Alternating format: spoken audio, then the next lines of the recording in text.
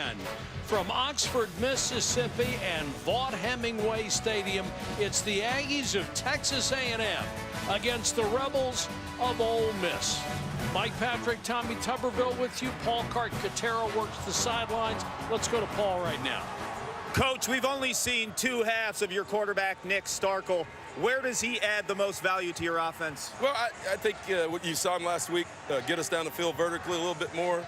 Obviously, not as athletic, supposedly, as Kellen Mond, and so we don't look to run him as much, but he's been effective in the last 4 quarters he's played, and we're looking to get better out of him tonight. Thank you, Coach. All right, thank you. I had an opportunity to speak to Texas A&M's best player this week, Christian Kirk. He told me in terms of velocity and accuracy, Nick Starkel is the best quarterback he's ever played with. So expect a lot, Mike, from this 1-2 punch tonight. All right, Paul, thanks very much. Ole Miss will receive. There's Matt Luke, the Ole Miss head coach, interim variety, who has held this club together with all these storm clouds overhead, waiting on an NCAA decision on sanctions. Ironically, he was my first recruit, Mike, here in 1994, and he was a center and went through this same situation Ole Miss is going through as a player, now as an interim coach. Been a long-time offensive line coach. Daniel LaCamera will kick off. Jalen Jones, who has 1 touchdown return this year, is deep.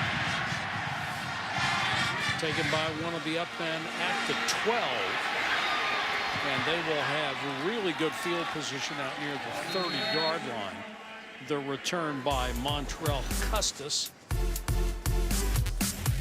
Jordan Ta'amu, a junior transfer who grew up in Hawaii, leads the Rebel offense. His full name is Jordan Ta'alolo Ta'amu Parafanos. And he was the #4 junior college dual threat quarterback coming out rated by ESPN. He has had 350 passing yards or more in 3 straight starts. Shea Patterson started the season with 3 straight over 350. Jordan Wilkins is the running back. Fake and the pass on the outside. DK Metcalf, one of 3 receivers with 6 or more touchdown catches, and they will go tempo. A lot of quick short passes tonight, Mike, from Ole Miss. That's the only chance they've got of moving the football. They're not very good at running early in the game against a 4-man front. Wilkins hitting the backfield and taken down, and it was Derek Tucker who was right up around the line of scrimmage as a safety. Tucker, true freshman, 6'1", 200.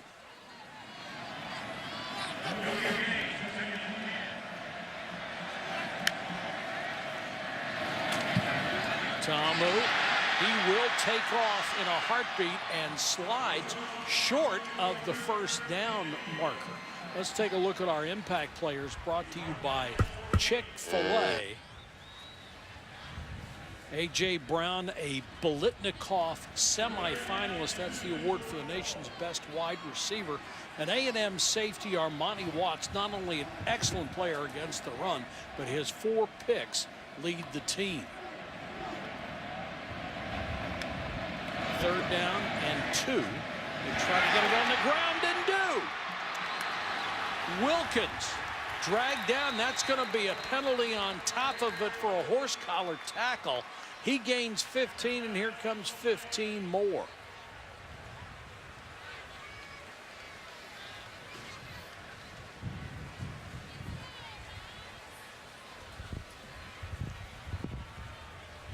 Matt Austin, our referee tonight. Tommy, a lot of people were concerned about the footing after the tremendous rain we had earlier this afternoon. We have 2 fouls on the play. Personal foul, illegal hands to face, defense number 42. That penalty's declined. Personal foul, horse collar tackle, defense number 4. That 15-yard penalty enforced from the end of the run, automatic first down. John Tavis, D coordinator from A&M, put everybody on the line of scrimmage except one. Williams breaks the line of scrimmage and Almost goes all the way. That was good blocking on the right side. They went 2 tight ends. They don't do that very often. I was mentioning the field conditions. Right now, people seem to be cutting very well on the wet turf. Ta'amu in the pistol. One look, fires over the middle and dropped by the best receiver in the SEC, A.J. Brown. He was looking to run before he caught the ball. He had the ball in his hands. It was a perfect throw. Ta'amu, good play action pass fake. Should have caught it. Brown only needs 139 yards for the single season record. Ta'amu got rid of that in a hurry. Got it out very quickly to Wilkins. Wilkins didn't have a chance because Jarrett Johnson was right there. Jarrett Johnson was all over man coverage. He goes with the back automatically. He's got to make him miss, but the pass was not clean. He didn't have a chance to make a cut. 3rd and long.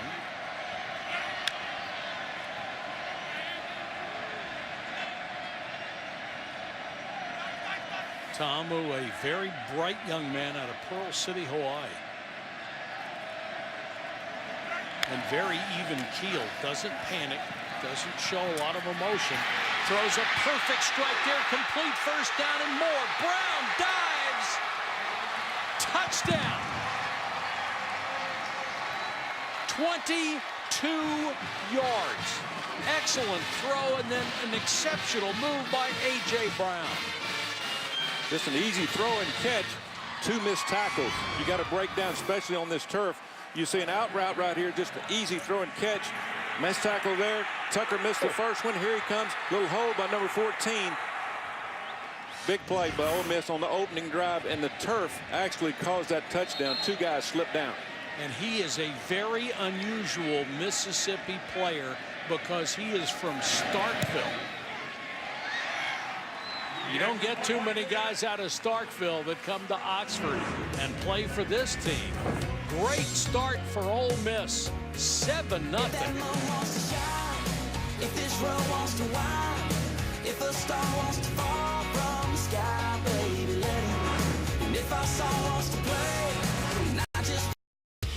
If A.J. Brown's ability to make guys look bad on defense looks familiar, he did the same thing last week. Whoops. Boy, oh boy. Great effort. And he is being worked on the sideline. That looks like a hamstring, perhaps. Christian Kirk, one of the most dangerous return men in all of college football, is back. Aggie offense led by Nick Starkel. The redshirt freshman grew up in northern Texas, a small town called Argyle. Had some mentoring from both of his parents, both military vets, Murray and Wendy. And he's seen limited action this year, though, due to a broken ankle that was suffered in the second half of week 1. Got his first start since then a week ago and just went crazy against New Mexico. 416 yards. 4 touchdown passes in the first half. And he's a true freshman. Not bad. They will start from the 25-yard line.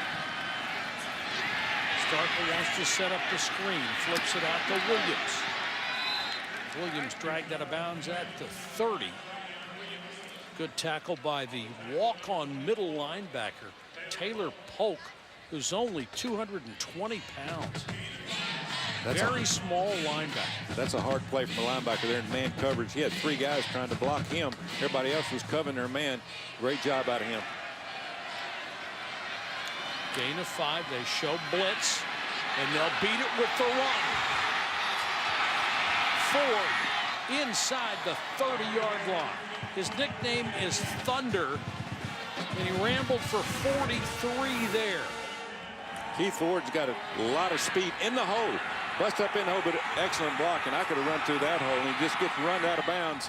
He had a blocker catching up with him. Great play, great running play there by Texas A&M. The run defense for Ole Miss has been atrocious this year. They're 125th in the country. Back in is Travion Williams. Big hole for him. Back to Clark. torrential downpour earlier, and the wind is howling. It's a swirling type wind. I spoke to one of the ball boys from Texas A&M, Whit Holcomb. He told me the ball is slick. He's rubbing hand warmers on the ball, so Nick Starkel gets as dry of a ball as possible. 2nd and 4. It's a natural grass surface, and to emphasize your point, Paul, the running back goes down on cue, and it was nasty for about an hour late this afternoon. And we got natural grass. Got natural grass too. It looked like turf probably on television, but this is natural grass, and it's going to be slippery all night. 3rd and 3 for Starkel.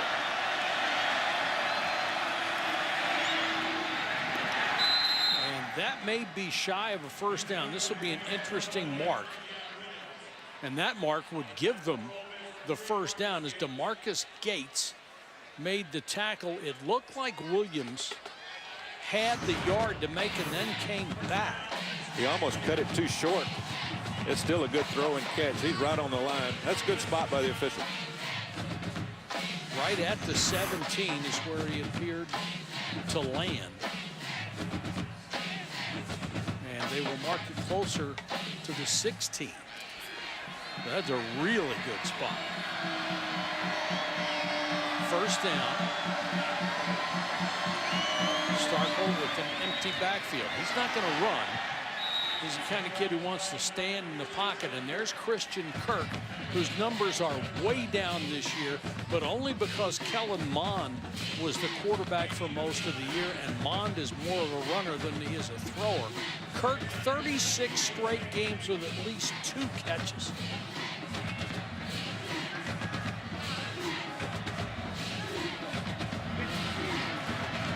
Second and 3.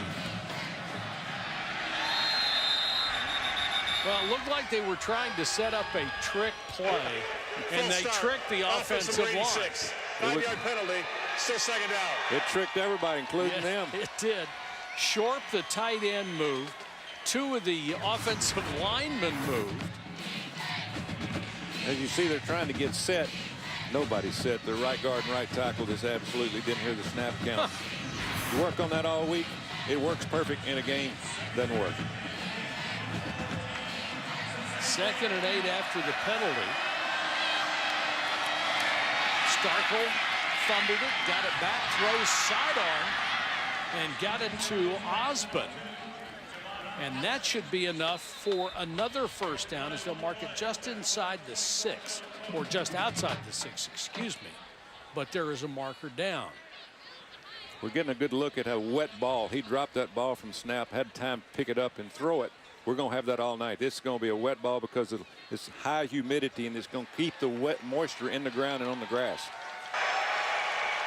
Ineligible receiver downfield, offense number 78. 5-yard penalty, remains 2nd down. That's Keaton Sutherland, who's playing left guard tonight as Carson Green moves from the backup center and guard to the right tackle spot. Number 78 right here. A little too far downfield. Again, drops the snap. Has time to pick it up. 78 released a little bit early. That's a point of emphasis this year as linemen had gotten way downfield with never having it called. The pass complete to Ratley. Ratley makes a couple of moves inside the 5, banged out of bounds near the 1. What a play by Ratley. He just read everybody inside, just took it behind the line of scrimmage. It's just an inside screen. Pushes the guy off, catches the ball behind the line of scrimmage. Good blocking downfield, but he just tries to circle everybody. He's got more speed than anybody on that defense. He can really run. Good job by Keith Ford, the running back, throwing him a block downfield. And Ford will stay in as the running back. Ford hit at the line of scrimmage and pushed back. 215 pounds, got no forward momentum that time as DeMarcus Gates, the leading tackler on this ball club. That's 91 this year. He's led this team 3 years in a row in tackles. He is clearly their best defensive player. in the back 7.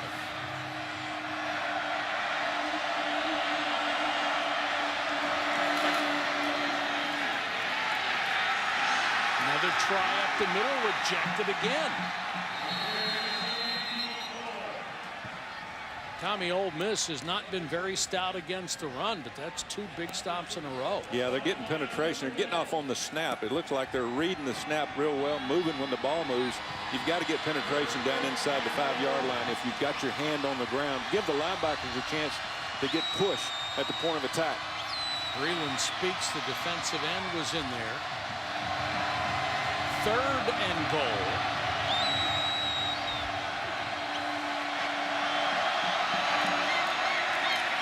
Forward again.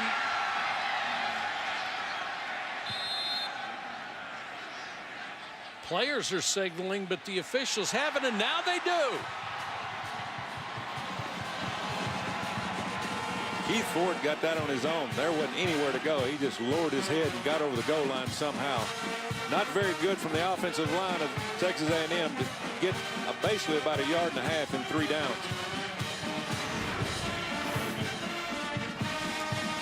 Good shot from ground level. He just lowers his head and runs over somebody and falls over the line. That will stand up. That will be a touchdown.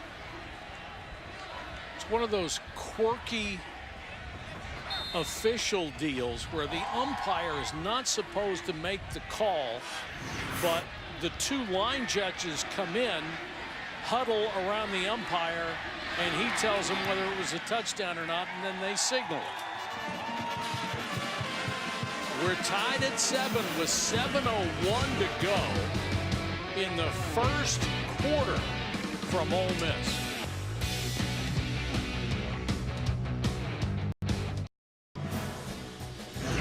ESPN College Football, brought to you by Northwestern Mutual. Northwestern Mutual, we help you live life differently. And Nissan, premier partner of the Heisman Trophy. Chicken on a stick, a food staple at Ole Miss. I went to a Chevron station in the Four Corners area. Yes, a Chevron station, and tried what is known as Oxford's best chicken on a stick, and it was delicious. Gentlemen, I'm from New York, and I tried to convince the owner, Ray, to do chicken parm on a stick. He had no clue what chicken parm was. Come on, Ray, throw some marinara and fresh mutts on that stick. All right, thank you, Paul. Paul gets all the good stuff with, what was that thing you ate? It was a donut filled with meat. That was a cougar tail at BYU. That's it was a foot-long donut, a maple glazed donut, Michael, stuffed with sausage. Oh, and I washed it down with a glass of milk. I raised a 2- and 4-year-old on those chicken on the sticks when I worked here at Ole Miss. So.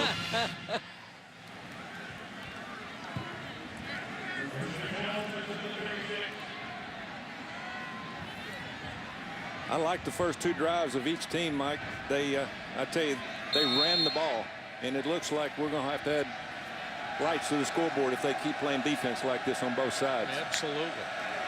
Wilkins is the tailback. He goes off the left side, has a hole. That big Rod Taylor, the tackle in front of him, and he's still going inside the 10-5. Touchdown. A 64-yard burst, matching his longest run of the season. That was too easy. Didn't take long. No, it didn't. As I said, both teams are going to play better run defense because they're going to run, as you see right here, it's just a power play to the outside. The offensive guard doesn't block anybody to 20 yards down the field. There's nobody to block. Then he just outruns everybody else. They said Wilkins hoped to be 95% for this game because he has both foot and ankle injuries. If that's 95%, he's pretty good. And Ole Miss didn't take very long. They're back up by a touchdown. I'm going to town.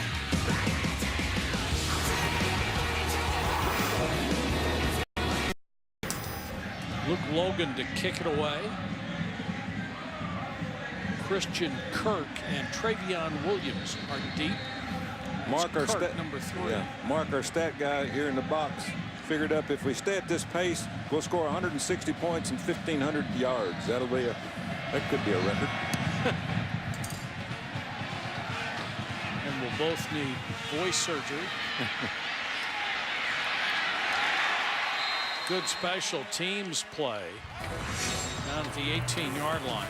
A&M has had truly a roller coaster season. They had a 34-point lead against UCLA and blew it. All losses in the SEC are to top 20 teams, including Auburn and Alabama. Their 3 SEC wins have all been second-half comebacks. What will they show us tonight? And Kevin Sumlin was guaranteed a spot on the hot seat after that loss against UCLA. He's gone 8-5 3 years in a row, and historically that is not good enough, Tommy, at Texas A&M. No, he's in a tough position. He knows that. He grew up in this profession. He does a great job, but it is what it is. Ford is the tailback. Starkle airs it out, has a man wide open. Ratley all the way to the 32, a 46-yard bomb from Starkle, and that's what he can do. Yeah, Ole Miss is just gambling to stop the run, putting 8 in the box, playing man coverage, and their corner just gets outrun. Excellent throw. A little bit farther out, he probably scored, but this kid can run.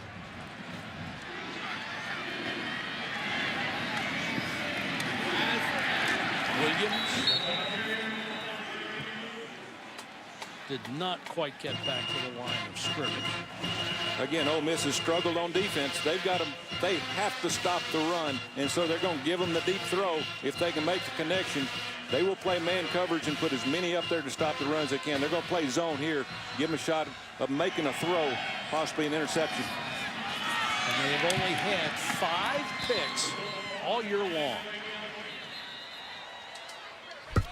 Take a look at our Chick-fil-A impact players. Christian Kirk, because of Starkle's injury, his receiving numbers are way down, but look for him to reemerge tonight. And Marquise Haynes, an undersized defensive lineman, but as a pass rusher, has few equals in the country, has 32 career sacks, which is a club record. But as the D coordinator, Wesley McGriff, said yesterday to us, they've got to earn the right to rush the passer. They've got to stop the run first. And it's tough for him because he's not very big, 230 pounds as a defensive end. Did he come down inbounds? They say Kirk did. Managed to get at least 1 foot down. Gain of 16. Yeah. Starkle makes an excellent back shoulder pass. He gets his foot down. I tell you, Kirk can really maneuver his body. First down, Williams right up the middle, close to the 10. And I'll tell you something about Christian Kirk. People do just about anything these days to get better, but he took a step further than anybody. He added liver smoothies to his diet. That'll do it. Liver smoothies. He gets my vote. Starkle too high. Most all the passes, most all the passes, Mike, are going to the right. They've got to go back the other. They've got to go away from Christian Kirk every once in a while. You know, he just can't be the guy every time. They've got to go the other side. Damon Ratley will catch some passes in this game if they keep rolling their coverage to number 3, Christian Kirk. Starkle with his first miss after he hit his first 6 in a row. 3rd and 6 here.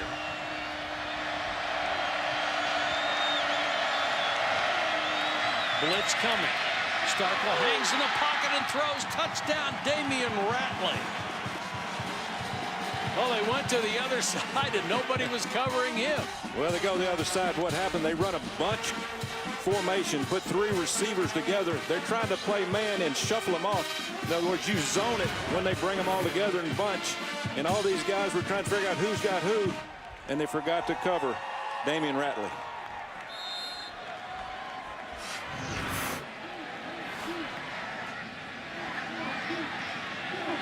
Away from tying it up. LaCamera, who has missed a single point after this year, knocks that one through. Only took 2:24 to go 81 yards. We're tied at 14. Still plenty of time to go in the quarter. This game, and we're already tied at 14. Must be Hawaii night. Of course, you got a guy named Ta'amu who is from Pearl City, Hawaii, so let's celebrate that.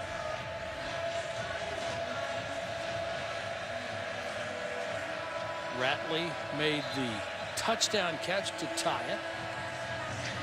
And the wind whipping around blows the ball off the tee. We've got to have at least a 20-mile-an-hour wind, crosswind going from left to right as the kicker looks downfield. That's the reason they're pooching the ball around. Afraid to kick the ball out of bounds and get the ball to the 35-yard line. Booms this one. The wind holds it up. Taken by Jones. As a seam off the right side and just tripped up shy of the 30-yard line. We talked about Ta'amu coming from Pearl City, Hawaii, which is very close to the stadium on the island of Oahu. Highly regarded coming out of high school. Only had a couple of offers. Went to New Mexico Military Institute. And their most famous player was Roger Staubach. How about that? You know, that, of course, back in the day. I talked to last year's offensive coordinator, quarterback coach. Following the play, unsportsmanlike conduct, 48 of the receiving team. Unsportsmanlike conduct, number 29 of the kicking team. Those fouls offset. First down. That is the first unsportsmanlike conduct penalty for both players. Louisa and Billy, his parents, the first time they're seeing him start a ball game. That's a long trip from Oahu to Oxford. It is. And I was saying, Dan Warner, who now is at Alabama, the coordinator last year, recruited him. And he said he was under the radar, a good player, but they needed somebody to come and back up Shea Patterson. And man, has he worked out nice. Boy, he really has. Wilkins again off the left side. A big hole, and Wilkins to the 37. Let's go to Paul. And Mike, Jordan is establishing himself as a legit quarterback. I talked to A.J. Brown yesterday, the star wide receiver. He said he can zip the ball. His nickname amongst the teammates, Mariota. I wonder why. Little trick play, throw back, and he unloads down the middle. This one is underthrown. Should have been picked, but was not. Right in the hands of Derek Tucker. Looks like he lost the grip on the ball on the kind of flea flicker. He throws it back, tries to get his hands on the ball, and the ball kind of slipped out of his hands, way underthrown. Should have been intercepted. Boy, and they are relieved. 3rd and 2.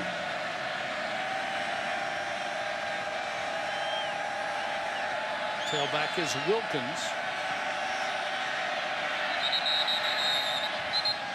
And the clock ran out. Start of the snap. They get a timeout? They did. The first timeout of the half.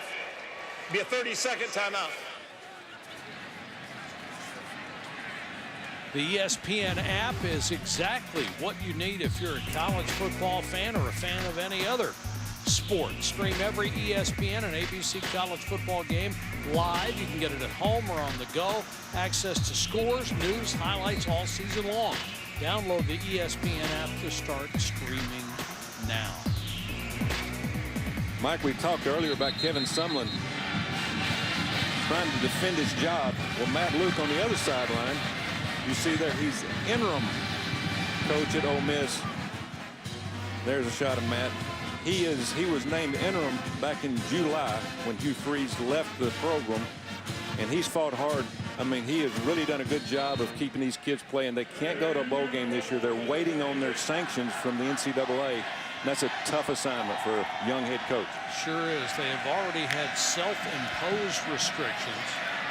Ta'amu trying the quarterback draw on 3rd and 2, and he didn't get there.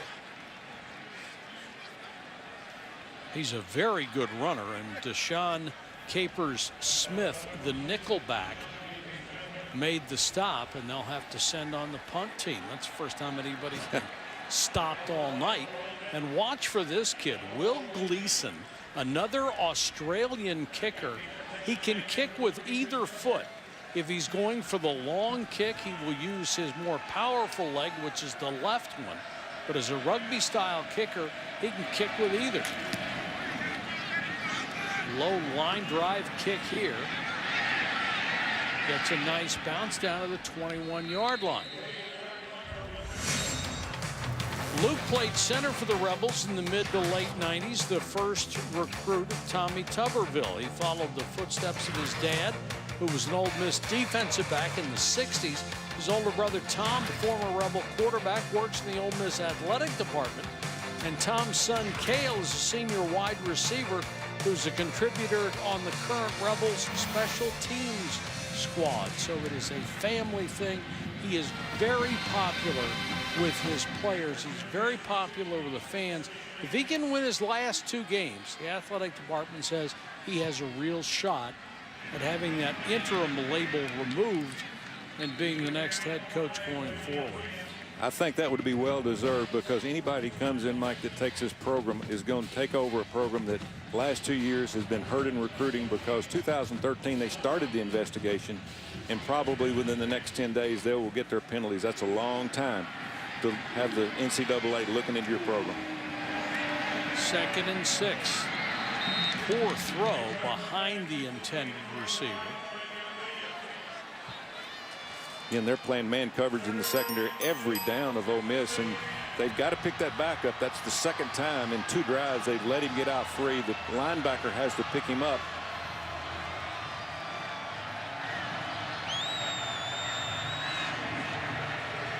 Third and 6. And Kirk is wondering what the call is. Ole Miss shows blitz. There's nobody at the top covering the inside receiver. One guy on 3. Hit from behind, incomplete at the 24. That was almost a disaster with 1 defensive back against 3 wide receivers. As you can see, they've got a spread front. They've got everybody lined at the line of scrimmage, but they bluffed the blitz. They dropped everybody out and played zone. Fortunately for Ole Miss, Speaks got there. Almost got the sack, but forced a poor throw. Fair catch made at the 36-yard line after a 44-yard punt. The win this afternoon over Virginia. Number 3 Miami remained unbeaten, and you can catch the Canes' next game at Pitt the day after Thanksgiving, noon on ABC. Then at 3:30, number 15 and also undefeated UCF hosting a 1-loss South Florida team, both streaming live on the ESPN app. Only 4 unbeaten teams left. UCF is one of them. Alabama and Wisconsin go to 11-0. Miami and UCF at 10-0. And Wisconsin survived in that game against Michigan. Ta'amu off the left side and belted as he picks up maybe a yard. And it was Armani Watts and Capers Smith who combined on the tackle. They did a good job on that quarterback option. Just stayed inside out. They've got a lot of speed on defense, but they've got to tackle the running back. Don't worry about the quarterback. 2nd down, rifles that pass incomplete. Going for his tight end, Dawson Knox, who was a walk-on, and they think he is the best walk-on tight end in the country. As soon as a scholarship becomes available, Knox is going to get it. Former high school quarterback who got hurt the first game of his senior year in high school and was really overlooked. Not only is he a good receiver, he can block in line, too. This pass rifled, caught, and then fumbled, and right back into the hands of A.J. Brown. What a break for Ole Miss. Renfro with the hit, and now they're going to say incomplete. Didn't have it long enough to make a football move. Again, that's a weather-related football. That's twice he's dropped it without tucking it in, but that ball is wet. As you can see here, he gets the ball. That's close to having at least one step. Sure is. But they call it incomplete. Well, we had 4 straight touchdown drives, and now we've had 3 straight 3-and-outs. And this is Christian Kirk. Get this, he's averaging 24/7 a return on punts. If he had enough to qualify, he would easily be the #1 punt return average guy in the sport of college football. Andre Ward, looking up to him as a role model and seeing how he prepares. He puts liver in his smoothies. It helps him with his muscle fatigue, so I decided to try it out. And it's not the best tasting smoothie in the world, but whatever takes me to that next level, I'll do it. I don't care how good it makes you, I am not drinking a liver smoothie. There'd be a lot of people after tonight drinking those if he keeps playing like he's playing. Not drinking a liver or anything else either. 1st and 10 and a 14-14 tie. Both teams playing a little defense after a very slow start. Here's Paul Carcaterra. Well, Mike, it's not just liver smoothies for Christian Kirk. I talked to him on the phone this week. He's from the state of Arizona, and he's a Mexican food connoisseur. This kid's a bright kid. His future and upside tremendous in the NFL, and watches so much tape. When he gets older, after the NFL, wants to be a broadcaster. Uh-oh. You told me he wants to be a sideline guy, though. He'll take my job, I guess. He wants to go where the big money is, Clark. And the weather. Or he'll stay nice and toasty up in the booth with you two. But he watches so much film, too. He tells me he takes a piece of every single receiver in the NFL, whether it's high pointing the ball like Odell Beckham, using his physical brand of wide receiver like a Julio Jones. He's kind of the total package, guys. You're going to whistle this play dead. He's out of Scottsdale, Arizona. A&M, their first time out of the half. Be a 30-second timeout. 25 seconds to go in the quarter, and A&M uses a timeout on 3rd and 3. Taco Bell, the proud partner of the college football playoff. Be on the lookout for Taco Bell student sections and passionate fans like these at games all season long. They love their football here in Oxford. They've really done a great job here, Mike, with all their facilities. You know, we looked at them yesterday, and I can remember 20 years ago being here, hardly any of this was here. And the people here have donated money, given money, and they have really stepped up, and these facilities are second to none. Your former athletic director came to see you at the hotel this week. He said the entire athletic budget when you were here, the entire budget, not just football, $7 million. Now it's well over 100. Amazing. Absolutely. And of course, you got all the $7 million. Oh, yeah, right.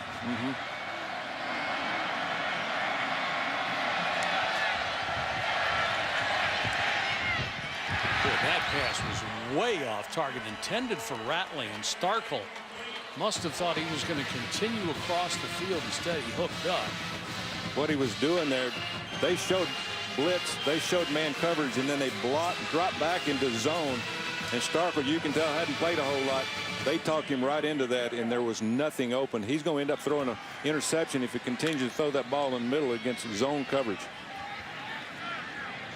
4th and 3, they'll punt it away, and A.J. Brown is deep. Gives a fair catch signal, lets it go over his head. Not a good play by the return man. Could have saved his team 10-15 yards after a 64-yard punt. My partner spent some time at schools that are currently in the SEC. Auburn, 99 to 2008. Before that, Ole Miss, 95 to 98. And then as Texas A&M defensive coordinator under R.C. Slocum, that started it all in 94. They were in the Big 12 at that time. That's exactly right. Those some actually great times in terms of all the teams that I coached for had great kids. But the main thing they had, Mike, there were great fan bases everywhere I've been. Texas A&M traditional program, Ole Miss traditional program, Auburn the same way, Texas Tech, Cincinnati. I've had the opportunity to coach some great players and meet some great fans. And you've done it well at every stop, too. Wilkins spins his way out for about 4 yards. And that will end the quarter, which started with 4 straight drives that resulted in touchdowns. 14-14 after 1.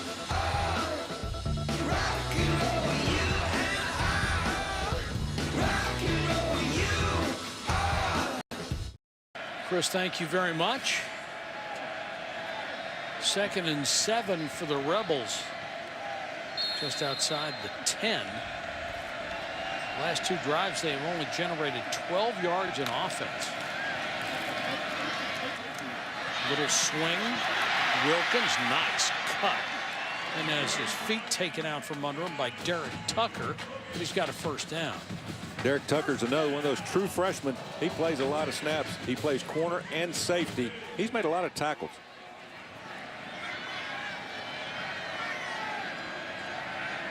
Jordan Ta'amu at quarterback. Hands off to Wilkins, who has been a workhorse early. Justin Dunning, number 8, in on the stop. And now Wilkins get a little break on 2nd and 5.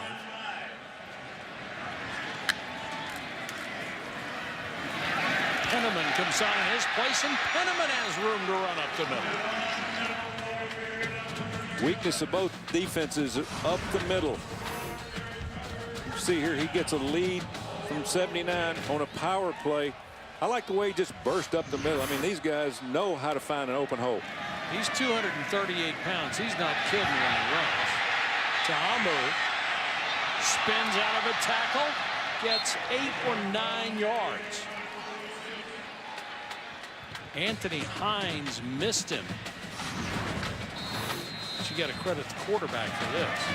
He had a guy wide open down the field. This is what he does best. He can pull it down. He's got legs. He can move. He can make people miss. He's made some big plays in his starts the last 3 or 4 games. We have an A&M player down, and it's Dunning who made that last stop. We'll check on him when we come back.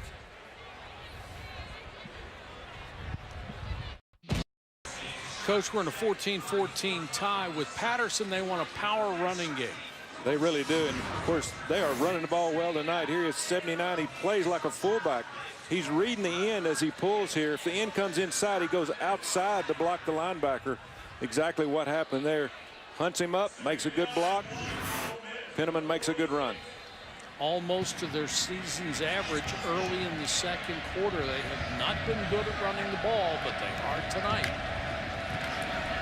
Wilkins is back in, and Wilkins close to another first down.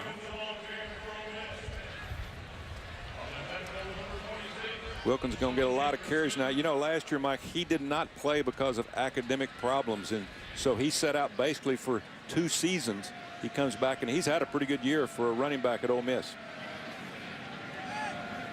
Had 124 yards a week ago, giving him 4 100-yard efforts for the season. Matt Luke, as an offensive line coach, he relishes this. He's got a chance of a lifetime if he could somehow pull this job out, because they've got almost everybody back on offense next year. They just got to find some defensive players, but everybody here, as we've seen in Oxford, is pulling for Matt to get the job. And you know, I'm pulling for him too, being that I've known him for a long time, and he is an Ole Miss person inside and out. And not just having everybody back, they have talent back. Here's the guy that makes the decision, Ross Bjork, athletic director of Ole Miss. I talked to him beforehand. Of course, he's not showing his hand. He knows that he's got a big job of making sure he makes the right decision here in the next few weeks. Sweeney checks in for the first time. He's the 3rd tailback they have used. And Sweeney drilled right at the line of scrimmage, but has enough for a first down. Good movement on the right side there. 3 backs in the backfield, very unusual for 2 spread teams. And it's hard to get movement, you know, when you're coming out of a 2-point stance from an offensive lineman position to get pushed down the field.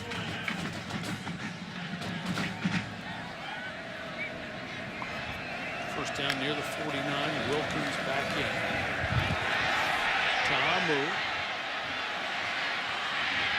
had that tipped as he throws. It's incomplete. Let's go to Carter. Well, gentlemen, it's senior night here at Ole Miss, and as the seniors entered the field for their last time, they were approached by Matt Luke, who's the head coach of this team right now, the interim head coach, but he gave them huge hugs, and I'll tell you, the love was real. Tommy, you know, he's an Ole Miss guy.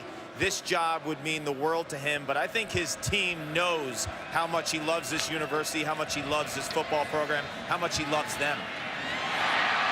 Ta'amu throws a strike to Dawson Knox. Knox lost the ball. Picked up by A&M, and Oliver is bringing it back, but they are going to whistle the play dead. Are they going to say he was down? It's going to be close.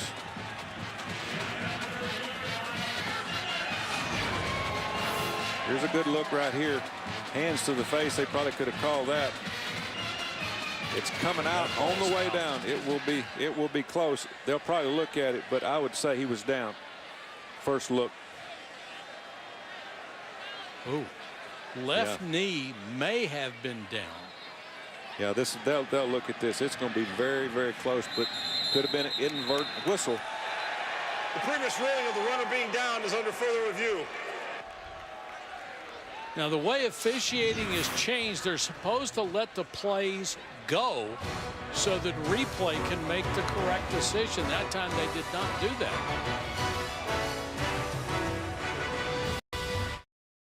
We were talking about the left knee. Watch the right knee. After review, the runner lost possession of the ball prior to being down. We have an immediate recovery by Texas A&M at the 30-yard line. It'll be their ball at that point, first down. Clock operator, please reset the game clock to 12:31. So they appear to make the right call there. A&M will get the ball, but it should have been an A&M touchdown. Yep. They blew the whistle. They changed that rule, Mike, about 3 or 4 years ago to cover for the officials. Even though they blow the whistle, used to be, it was completely dead. Now, if it's a recovery immediately after, the whistle, it still goes to the team that covered the fumble. But instead of a touchdown, right, they have it at their own 30-yard line.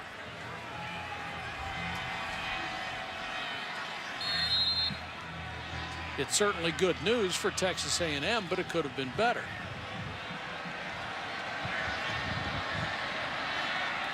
See what Starkle can do with a bad snap, and then Starkle has to eat it, and he'll lose yardage. Let's go to Chris Cotter. LSU and Tennessee at Knoxville over on ESPN. Darrell Williams takes the handoff 10 yards. LSU on top. Tennessee has to win this game and next week at Vandy to become bowl eligible, guys. Boy, what a tough year it's been for the Volunteers. Ooh, really has. 2nd and 11. Straight ahead for a couple goes Williams.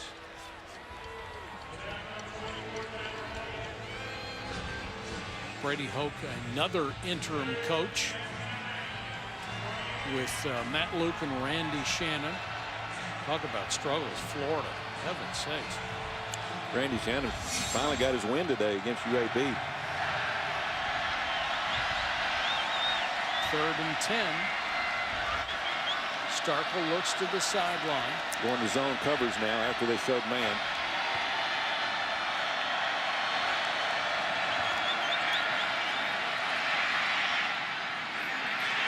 Starkle a deep out, underthrows, and it's picked by Miles Hartsfield. We talked about that earlier. Showing man, they change the play. They come back to zone, and Starkle doesn't read the corner well enough. He should have never thrown that ball. He got to throw the ball to the back. Corner dropped too deep underneath the corner route from the outside receiver. He looks all the way to the outside. The corner drops off. Safety over the top. Great play by Miles Jones. Hartsfield with the pick. He was a 3rd-team freshman All-American a year ago.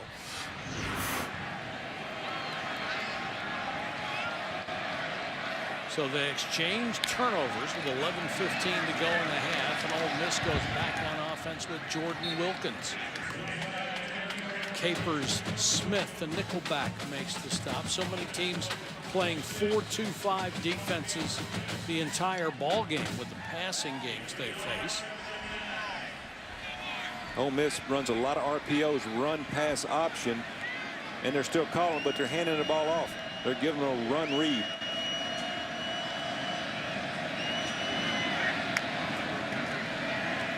Ta'amu tries to take off. That looked like a quarterback draw, but he was met in his own backfield. Quarterback draw the way they run a diamond set, all receivers to the left side of the formation, no backs in the backfield. And it was a run all the way by the quarterback, and they read it perfect.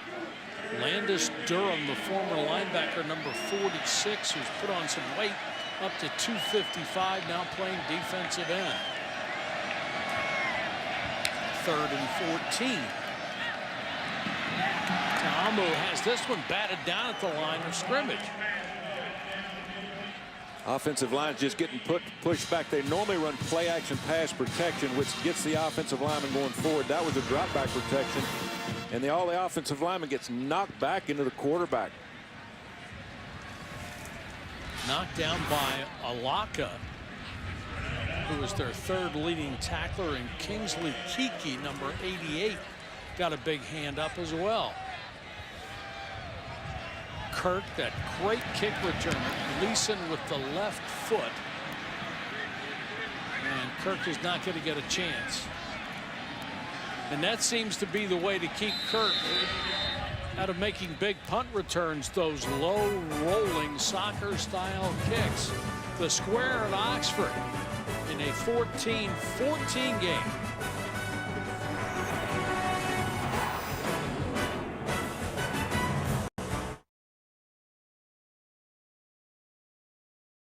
Pulitzer Prize winner's daughter Jill sold Roanoke to Ole Miss in 1972 to secure it as a place for people to learn about her father and his work as a novelist.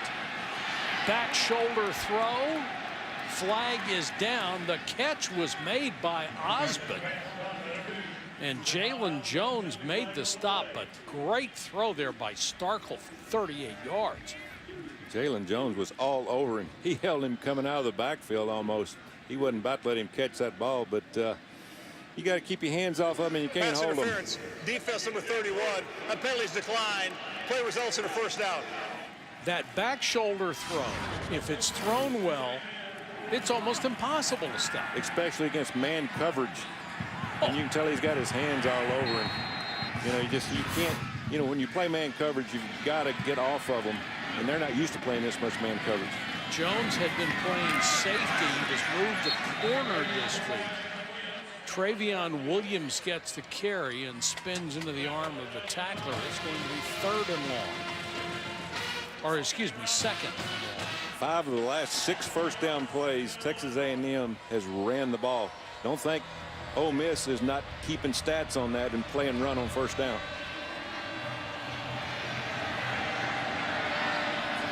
Show blitz, come with 4. Pass thrown underneath and caught by Cameron Buckley, only his 10th grab of the year for the true freshman. Another one of those true freshmen that's going to be great players. They signed 7 receivers last year at Texas A&M. Another bad snap and a late handoff. You got to remember the ball is wet for the center as well. And that's the 5th mishandled snap. Whether it's bad or not, the quarterback has got to come up with it like a shortstop. You can't mishandle it. Either move up a little bit if it's short, but don't keep taking those short snaps from a shotgun position.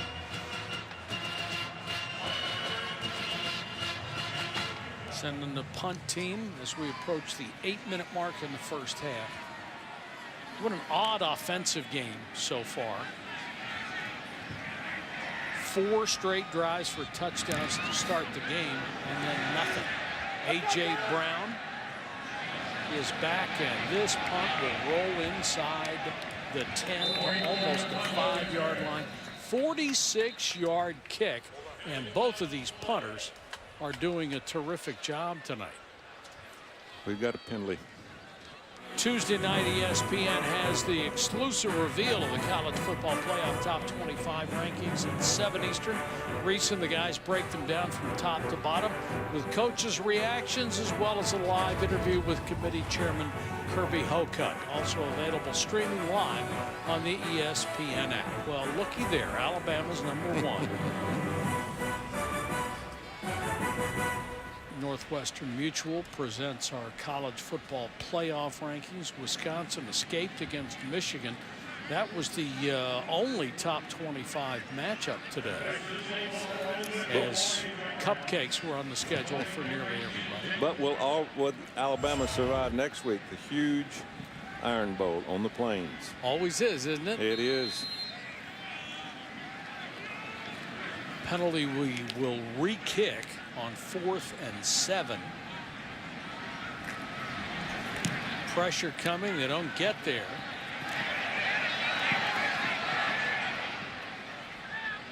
And much better field position coming up as the ball stops at the 18-yard line. And let's go to Clark.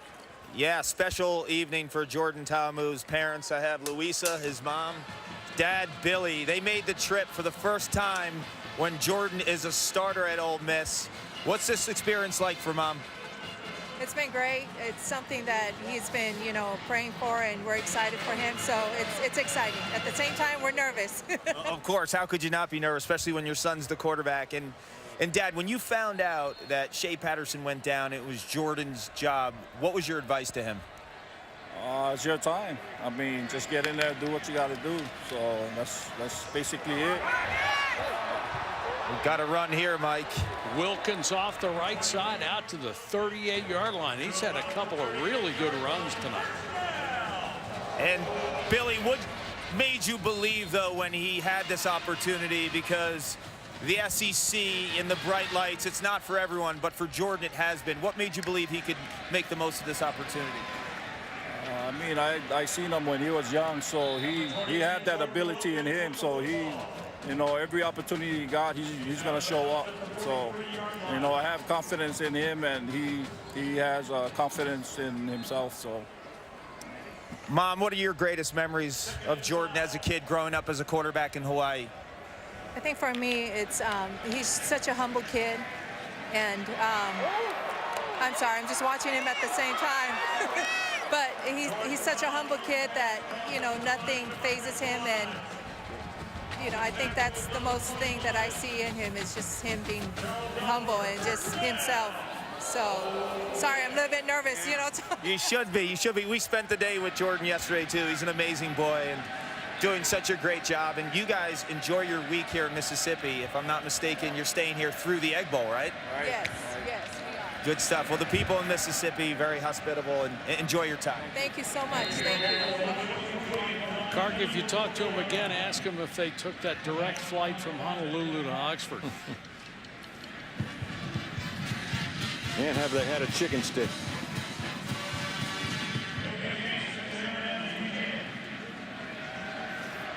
Jordan Wilkins with 125 yards on 10 carries. Pretty good work so far. Ta'amu with time, and that's going to be about 3 yards shy of a first down as he completes it to Dawson Knox. And let's go back to Clark. Mike, stopped in LA, then to Memphis, so no direct flights from Hawaii to Oxford, but our director Steve Turnberger, he knows that route. He spent many years on the Big Island. Yeah, absolutely. This kid does have an arm. I mean, he can spin it. And he can run, too. Nice move by Ta'amu. Slides in safe. First down and more. Yeah, Billy loves it. Billy is a huge guy. He's a foot taller than his son, who's 6'2".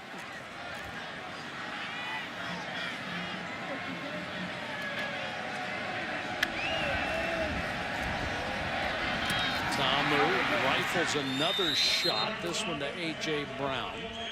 The Bolitnikov semifinalist makes only his second catch of the night.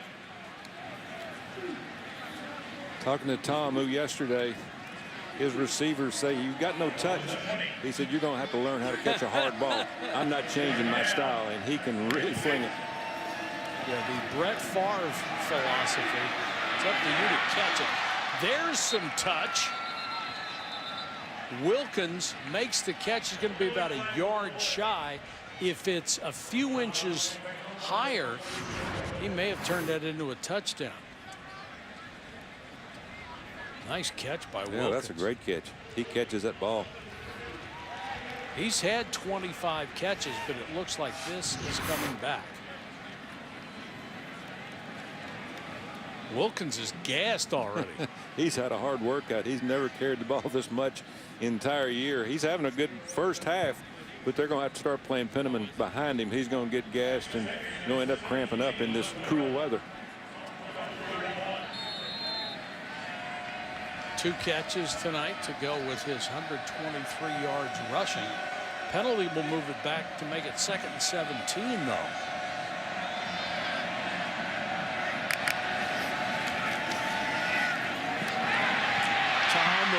Rifles this one complete to Sanders, and Sanders touchdown, 30 yards. His first ever touchdown. This is another one of those true freshmen. Again, they signed 7 freshman receivers last year in their recruiting class, and all these guys have played this year and have made a contribution. And they are loaded at that position. Tahamu just extends the play, holds on to it, lets him come open. They have obviously busted a coverage there. The linebacker came up, should have covered him wide open. Keldrick Carper couldn't make the tackle. Wunderlich for the point after. Tahamu puts his team up by 7. Young man always seems to have a smile on his face, and you can just see the pride swelling up in his dad's chest. You're watching the SEC on ESPN, and we have a good one in Oxford. The Rebels on top, 21-14. So here's the championship belt. Everybody's got something on the sideline. Don't they? It is unbelievable. We need something for the booth. Yeah. Travion Williams deep with Kirk.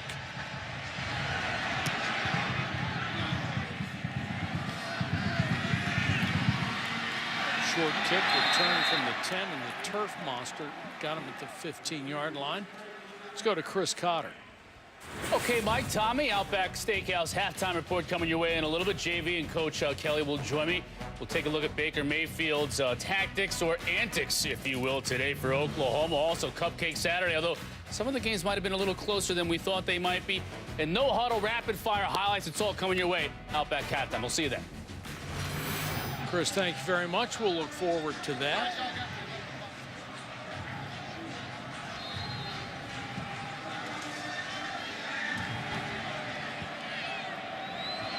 Starkel, who is coming back off a broken ankle in that first game against UCLA when the team fell apart when he went out.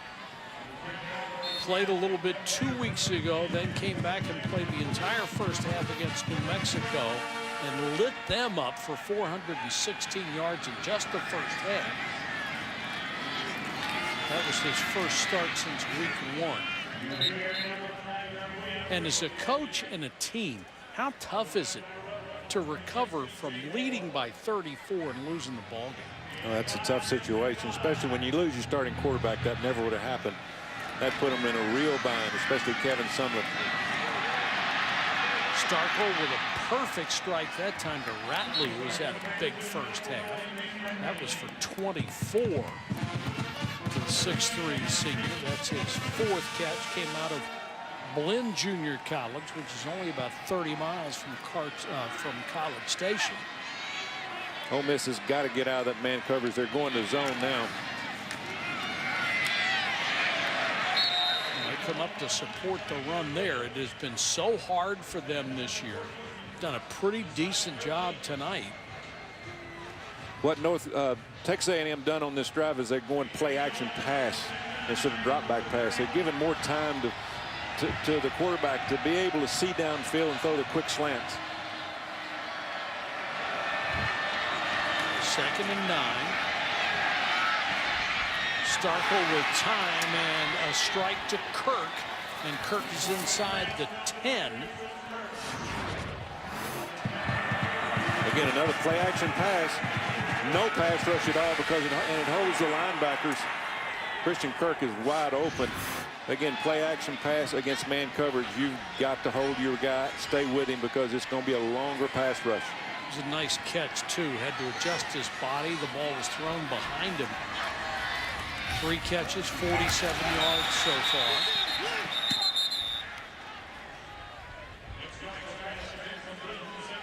Noel Mazzoni, the offensive coordinator, is trying to mix it up. This is the first time that they've really gone play action pass and then run.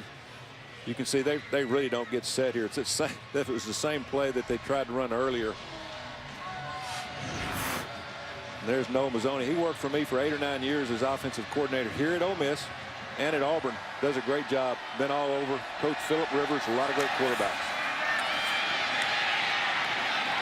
To the 1. Travion Williams, first true freshman a year ago to go over 1,000 yards in A&M history. It held to just 603 coming in here for this game. 3rd and goal. Starkel. He doesn't run very much. May have been forced to on that one as he couldn't get a clean look at the snap. When your quarterback doesn't run very often, what happens is you don't account for him in the running game. And here they just saw that they had nobody on the outside. He rode Trayvon in the middle, and you can see the linebacker tighten down there, and it was just a no match for DeMarcus Gates. He couldn't get out there in time. Read it well. You see the big smile on his face. High snap, they got it down, and the kick is good, so we're tied at 21. There is a flag down, however.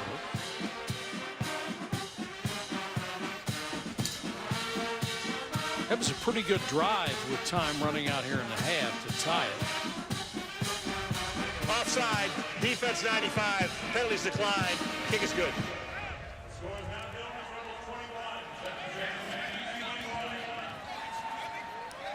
'98, there's the Ole Miss squad, the team photo. Matt Luke was a senior offensive lineman on that team. There's Tommy. Noel Mazzoni and Terry Price, currently on the Rebel staff, were on that staff. Price was a standout defensive end at Texas A&M in the mid to late 80s. You've coached with some good people, haven't you? Yeah, I really have. I got lucky. We came to Ole Miss, and I decided when I took the job that we were in such a tough time with all the probation. And we lost 24 scholarships, no TV, no bowl games. So I brought in a young staff, knowing that all the tough times would just fly over their head. You know, they just go work and not worry about it. And I tell you, they did an outstanding job, along with the people at Ole Miss. I will say this: a lot of people gives us credit for winning some games, but it was the Ole Miss people that stayed behind this football team, because in tough times you need your fan support. They're going to need it here starting next week when they get, or next couple of weeks when they get their penalties. It's going to be a tough time to work through it all. I'm just saying they're doing it again because penalties are coming. They have self-imposed some, knowing the NCAA investigation was going to find them guilty of certain things. A bowl ban this year, whether they qualify or not. And then, of course, you had the Hugh Freeze disaster with his personal conduct on top of everything. That just made it worse from a PR standpoint. We had a couple of games, Mike. We only dressed out 50 to 55 players at that time. That's amazing. And that's a safety issue, and that's what they've got to look at. Oh, absolutely. You can't play that few kids and not expect to have someone get hurt. That ball goes out of bounds, so that'll send them out to the 35-yard line and have great field position. And here's the timeline for this investigation, which actually began in 2013 But in 2016 in January, the violations were published, 9 during the tenure of Hugh Freeze. Then the list of allegations in February increased to 21. Then Ole Miss started to impose sanctions on itself, including that postseason ban. They have already lost scholarship and recruiting benefits. And then Freeze had to resign for personal reasons. And September 11th and 12th was the NCAA Committee on Infractions hearing. Usually the decision is handed down 6 to 8 weeks after that. They have gone past 8 weeks, but it's not necessarily a requirement. Just that's the way it normally has happened. Ta'amu on a run, cut down after a gain of about 4. Matt Luke says, let's hurry up. Ta'amu again takes off. Has the first down and gets out of bounds. Good play by Ta'amu. The worst thing about all this, Mike, going through it myself over the years, is the anticipation of what's going to happen, because you can't recruit with all that hanging over. They need to get this over with. Everything's done now. All they need to get now is the things that are going to happen to them and get on with business. And of course, when you self-impose sanctions, you hope that that's going to be enough for the NCAA, that they won't make it worse. Prior to the snap, false start, offense number 73, 5-yard penalty, still first down. That's Rod Taylor, the right tackle, but it doesn't always work out that way. The NCAA is going to do what it's going to do. And it's just it lasted so long. 2013, and you're trying to recruit players, and there's an anticipation from other coaches that uses against you. That's what's the toughest part of all of it. Still plenty of time to go. 1:31. Ole Miss has 2 timeouts. Another ball just rifled in there to A.J. Brown. You wonder how nobody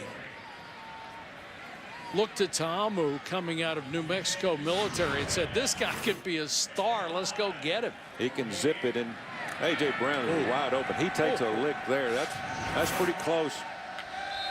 Zaycove and Henderson, they're going to look at this. He appeared to get his helmet up under the quarterback's under chin. Review for possible targeting. And that's really close. You cannot tackle a quarterback that high in the pocket. He's defenseless. He's defenseless if you hit him above the shoulders. So this is going to be an interesting call, from the officials. He got drilled, no doubt about that. As number 92 comes in. Made a good move to get in. Oh, crown of the helmet to the chin. That is targeting. That's what you're trying to prevent. Just a good move out of the defensive lineman. You just can't hit that high. No, you can't. They're going to look at whether A.J. Brown made that catch, but there has to be a penalty on this.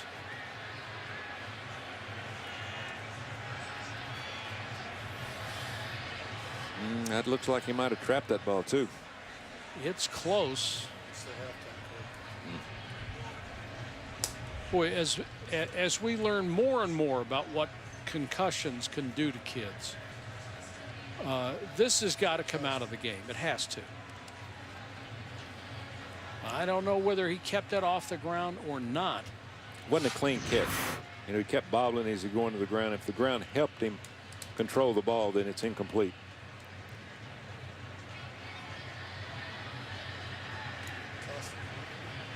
.107 on the clock, and Ole Miss still with 2 timeouts left.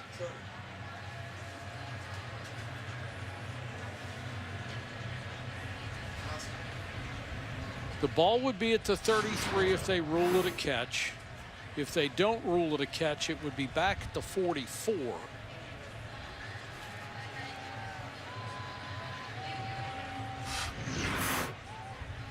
Here's the rule. Any forcible hit by the crown of the helmet, as you go to the bottom of this list, that was obviously what it was. A danger strike that involves launching, upward thrust, or a severe strike, it would qualify there.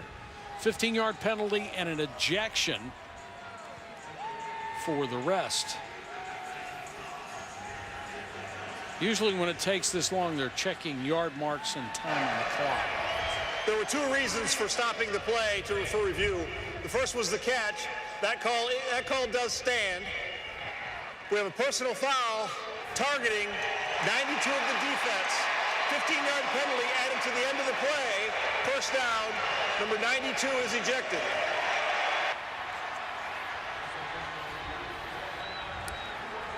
Well, that's a and tough I don't situation. like this. Yeah. Players are getting thrown out of the game, and they come up and they high-five their teammates, and the crowd comes to its feet. They want them to applaud for them.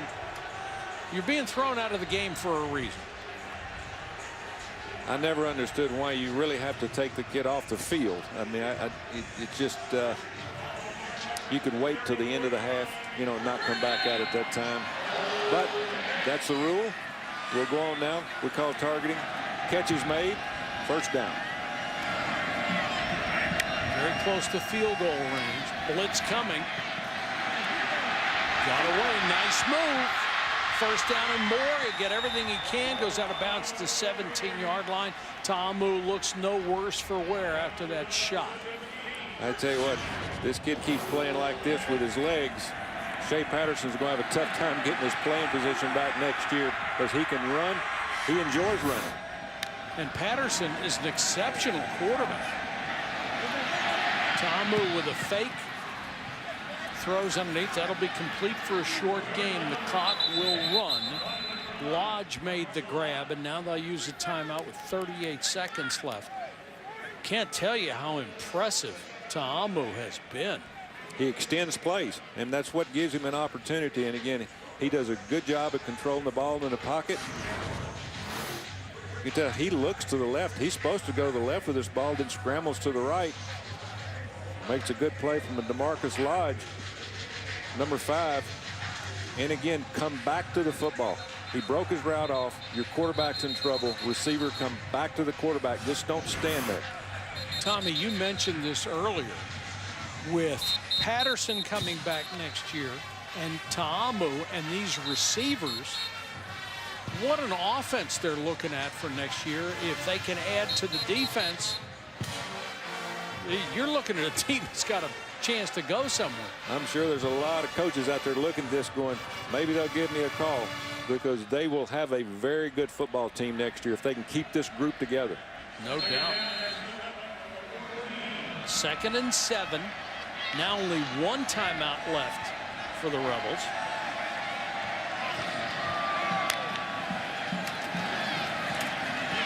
Ta'amu the quick out. And are they going to give them the out of bounds? They are. Normally you go out sideways. They will not call that. Dawson Knox fought hard to get out of bounds while Derek Tucker was making the tackle. Stops the clock with 32 seconds to go. And now third and 4. That looked like movement early, and the pass goes right through the hands of Dawson Knox.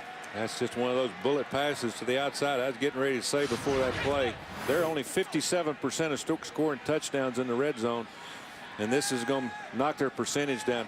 Again, you got to put a little bit of touch on it sometimes. Some of these receivers can't catch a hard ball like that. It's like a baseball player can't hit a curveball. Gary Wunderlich from 28 yards. This would tie the school record with 63 career. Their second time out of the half. Jonathan Nichols did it between 2001 and 2004. Monday Night Football, Matt Ryan and the Falcons against Russell Wilson and the Seahawks. Good ball game. Monday Night Countdown kicks off our coverage 6 Eastern on ESPN. And the only teams that don't seem to have a Super Bowl hangover are the New England Patriots. It's amazing, isn't it? When you got a quarterback, a lot of things work. I'll tell you, he is exceptional. 40 years old. Did I say that? 40 years old. Playing a long time. This is for the lead.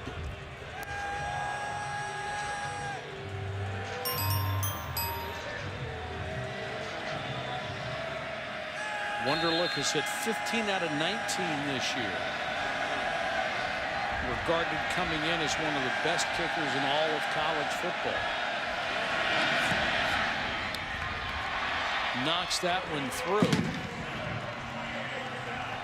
45 points in the first half. This is an SEC game, right? Yeah.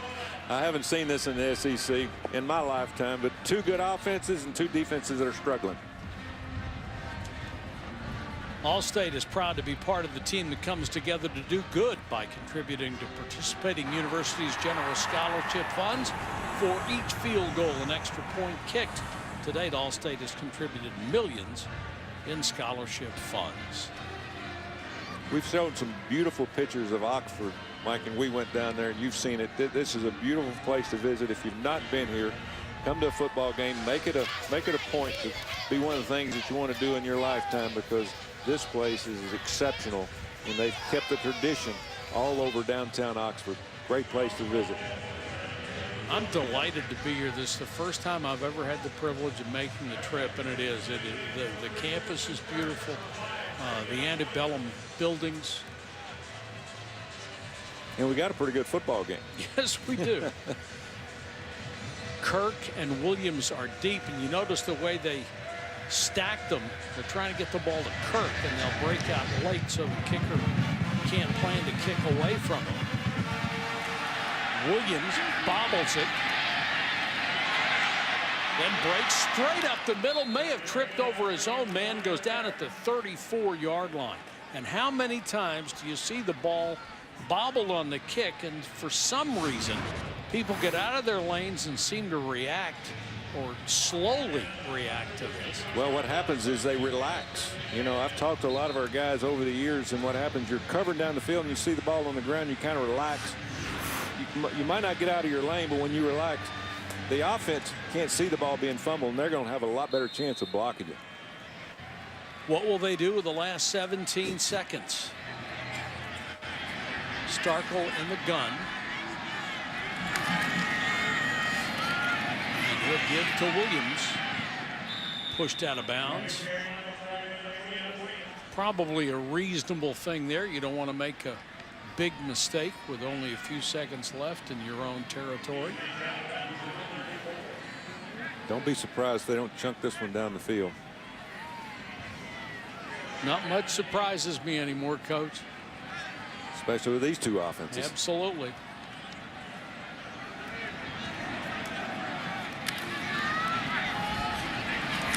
They go with a conservative call. Williams will not get a first down unless they use their last timeout.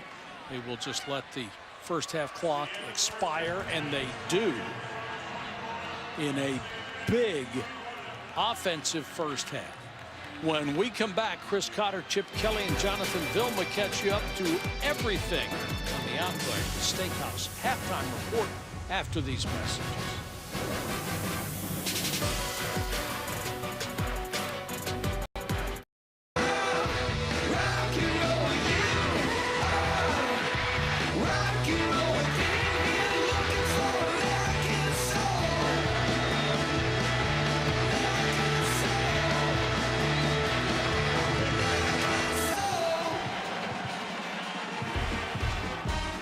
Welcome back to Ole Miss. An offensive explosion in the first half as you're watching the SEC on ESPN. And Ole Miss comes out of the locker room with a 3-point lead over Texas A&M.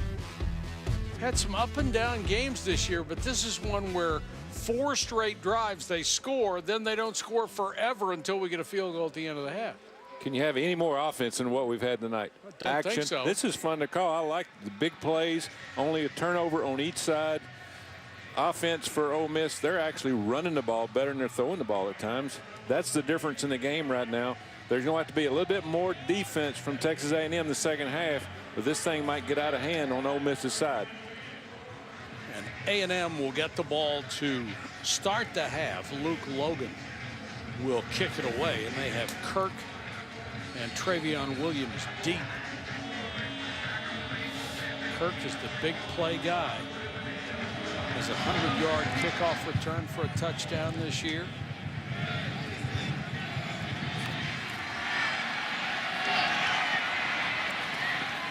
takes it out over the 32, the 32, and the Aggies will stay from there. To Amu, to Brown, who has made a career so far out of making defensive backs look bad. Wilkins had a huge first half. At one point was averaging 12.5 yards a carry. Starkel coming back off that broken ankle injury with a touchdown pass to Ratley, and then he carried it himself to go in. And the difference in the ball game was a field goal near the end of the half. Travion Williams will start offensively in the second half, picks up about 3. How about this? Not much to choose from. Ole Miss averaging almost 8 yards a play, A&M 7.5.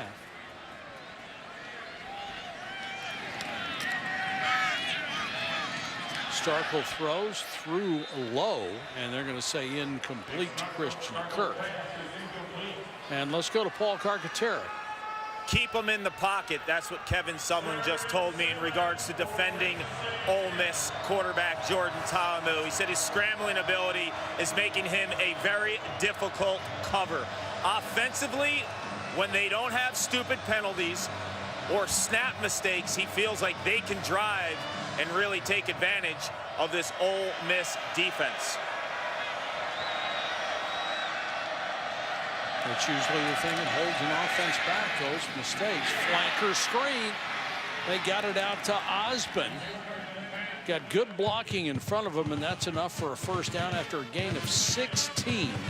Starkel to Jamon Osborne. Greg call from Noel Mazzoni, the offensive coordinator. He goes backside away from zone coverage, one-on-one. Perfect call versus that defense. This pass thrown underneath, complete to Kirk. Covered immediately by C.J. Moore. Texas A&M has done a lot better when they run tempo offense, and they've done this for the last 3 series, and they've moved the ball a lot smoother and faster with a lot more running and throwing production. Back shoulder throw off the left hand of Christian Kirk, but a flag is down.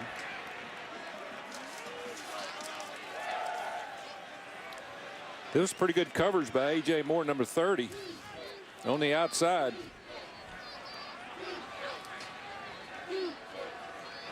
Pass interference, defense number 30. 15-yard penalty for the previous spot, automatic first down. Moore coming off, shaking his head about the call. Man coverage. You need to get your inside hand on him. He's going to get him just right there holding a little bit. They should have called holding instead of pass interference. Really a non-catchable ball. Not very good coverage there in terms of on the line of scrimmage getting a jam if you've got him man covered. Spotted to the 31. It is a first down for Starkel.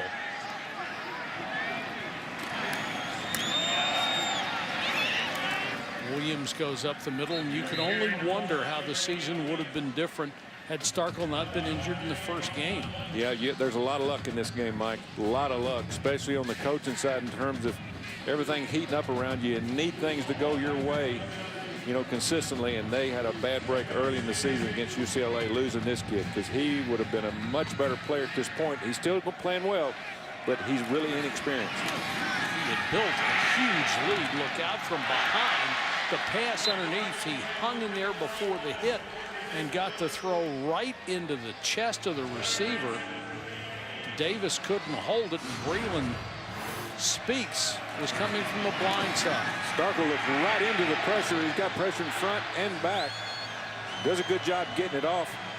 Good route there by Quandre, but the ball hits him, but you got to catch it with your hands. Don't catch it with your body. Another one of those freshman wide receivers couldn't hold that one. 3rd and 6. Pressure coming again. Dumps it off underneath. Got it to his tight end Tanner Short, but he is cut down, and the Ole Miss defense rises up again. Yeah, they're just bringing heat from both sides. They're not going to give Starkel a chance to set in that pocket. They decided at halftime our adjustment's going to be to get after him, play man coverage, but bring more than 4. Bring 5 or 6, put the pressure on him, see if he can make a good throw. Good tackle by Montrell Custis, and now LaCamera will come on to try a 45-yard field goal. He's had a great year, 16 out of 18 in the field goal department, trying to tie it here. Wide right, and it doesn't hook. So Ole Miss dodges a bullet. LaCamera fails on the long 45-yard try. And Ole Miss will have the ball when we come back. They're up by 3.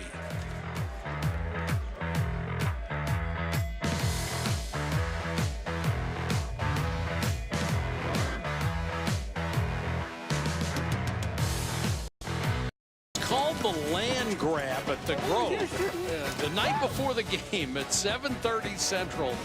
You're allowed. It's like the Oklahoma Sooner rush. People trying to come in and claim their spots to the Grove for the next day. And it's certainly one of the best tailgating scenes in all of college football. Every time somebody does a poll, it's almost a unanimous that the result at the Grove is the best spot in the country. It's a happening, and they show up early and stay late. And as we can tell, when they go out of the stadium at halftime, I used to get on the radio and say, please come back in the stadium. Please come back. We need your help. Did they listen? Sometimes they did. Hopefully Matt Luke did the same thing. They need to get them back in here. This is going to be a tight game. You just saw Greg Little limp off.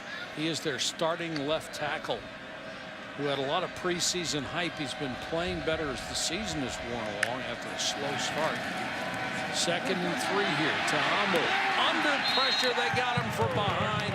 And down he goes. Jarrett Johnson with 5.5 sacks now for the year.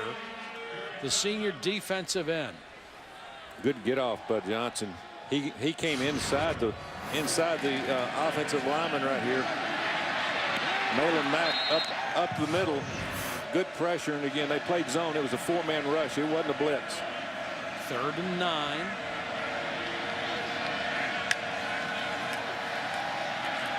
Pressure coming again. Ta'amu hit from behind. That's Landis Durham, the other defensive end, who now has 8.5 sacks to lead this club. Pressure on consecutive plays to get Ta'amu.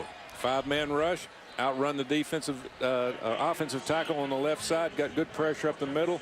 That was their adjustment. So both defenses at halftime said, you know, we're not going to set back anymore. We're going to pressure and make these quarterbacks adjust to us. And that's what Ole Miss did, and that's what Texas A&M did. It'll be an interesting second half. And Little was not on the field for those 2 sacks. Christian Kirk is deep for Gleason's punt.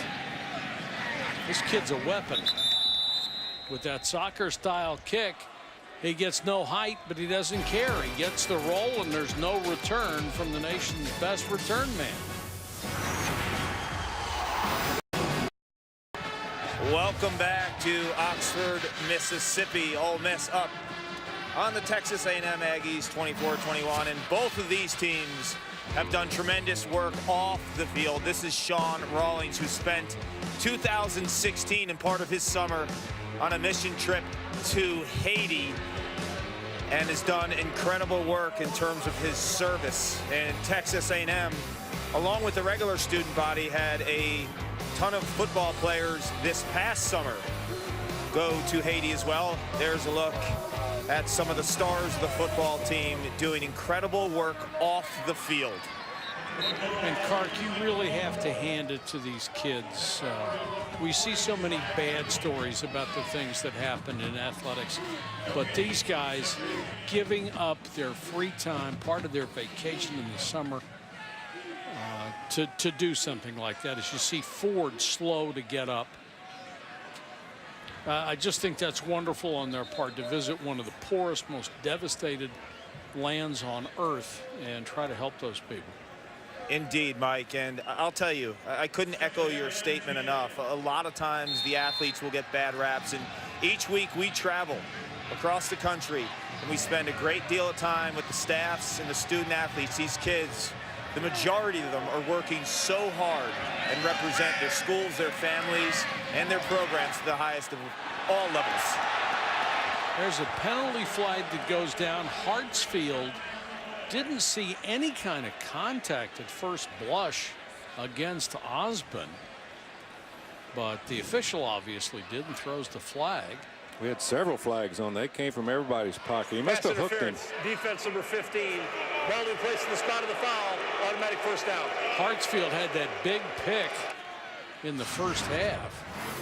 Yeah, man coverage. He gets beat inside. You got to force him into the outside. That should have been a no call right there. That was way too picky for man coverage. I was going to say, I still don't see anything. But it's a first down and a big one. This will be a couple of yards out to the 47-yard line as Bussey gets a chance to play a little bit at the tailback spot. A&M's playing a lot of different players. They're going to need them as we get through this game. The running game is going to pay dividends for whichever team's going to win this game, because both teams are trying to bring heat playing man coverage.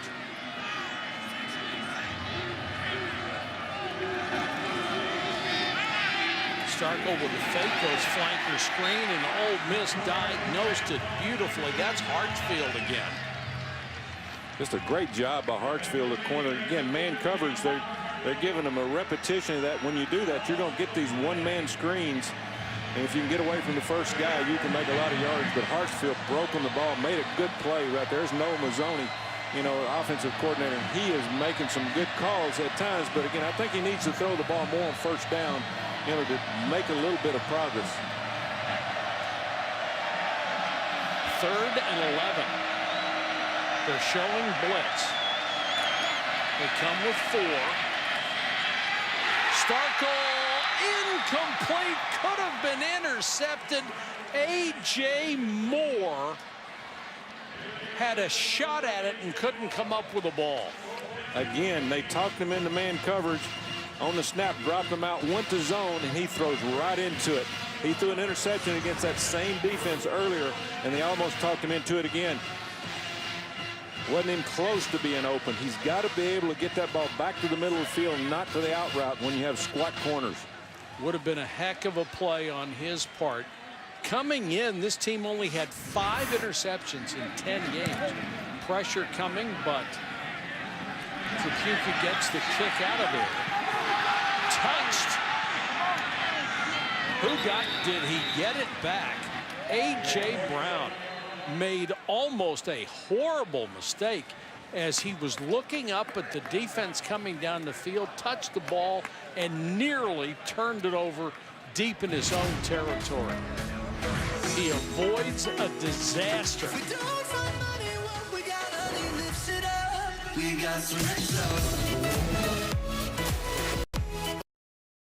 Shane Trapuka is a very good punter for Texas A&M, but it's his bloodlines that are so interesting. His grandfather, Frank, played at Notre Dame and then with the Denver Broncos in the old AFL. He actually threw the first touchdown pass in the history of that league and was the first quarterback to throw for 3,000 yards. His uncle was a great basketball player at Notre Dame and then a 2-year All-Star in the NBA. Pressure coming. And the pass thrown out around the 12-yard line, and that should be a catch. I don't think the official marked it at the right spot. He was being bumped as the ball got there. Pressure from the outside. They have decided they are not going to let him get outside, but the defensive end on that side cannot lose contain. If you're going to blitz, you better keep him in the pocket or this kid will burn you. Antonio Howard was coming on a blitz, and now the official from the far side got the mark right as they will put it at the 12, so it's 2nd and 8. Did a good job by Ta'amu to avoid a huge loss or a safety. Now he spins out of trouble again and then fires, but it's picked off, intercepted by Tucker, and he will get a touchdown. But check the flag. Holding, offense number 50. Penalties decline. Touchdown. It will stand. Sean Rollins, the center, actually just got worn out right here on the pass rush, and he held him. He knew if he didn't grab him, it could be a safety if he was in the end zone. But then Ta'amu made a critical mistake. The center just grabs him, number 50. Sean Rollins trying to throw the ball to Dawson. Should have never thrown that ball. Obviously, he was covered. You just got to take the sack. Don't get rid of it like that or throw it out of bounds. So A&M up by 3 pending the extra point. LaCamera knocks it through. And Texas A&M gets the big turnover and takes the lead, 28-24.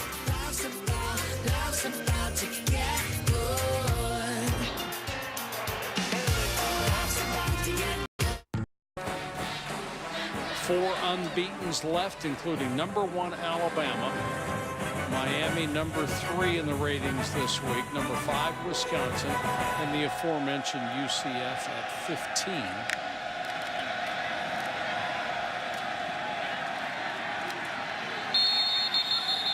Short run by Wilkins. Let's go to Paul Carcaterra.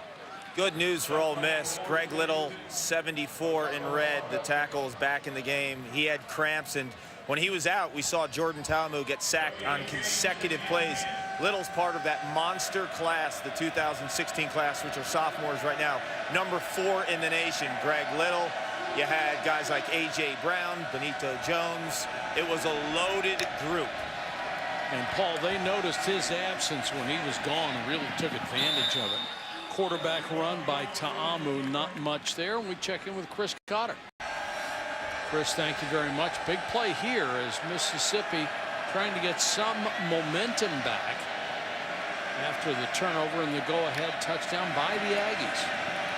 Pressure coming on Ta'amu, throws underneath. Nice catch by A.J. Brown, but even better defense by Derek Tucker, and they'll keep him shy of first down yardage. Pressure on first and third down. Again, that's what they've changed at halftime. That's a good adjustment. They're forcing Ta'amu to throw the ball quickly and not letting him get the ball down the field. And it's helping on the run also. They're protecting the outside gaps where they gave up a lot of yardage early in the game.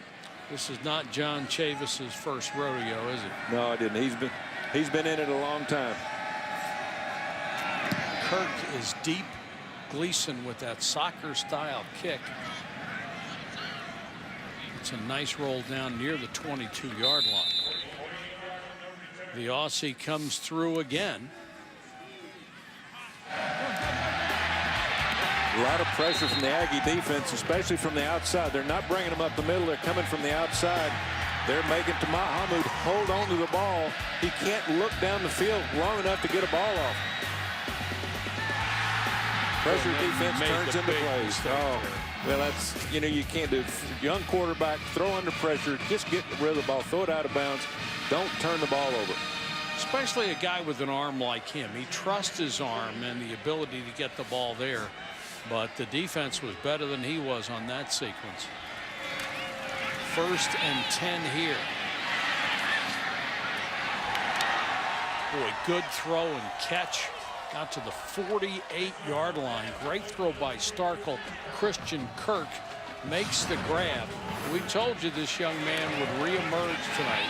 He throws a strike to the outside. Christian Kirk can get open. He can outrun anybody on the field as long as one-on-one. That time it was man coverage, so he's able to get the throw to the outside. Straight up the middle goes Williams.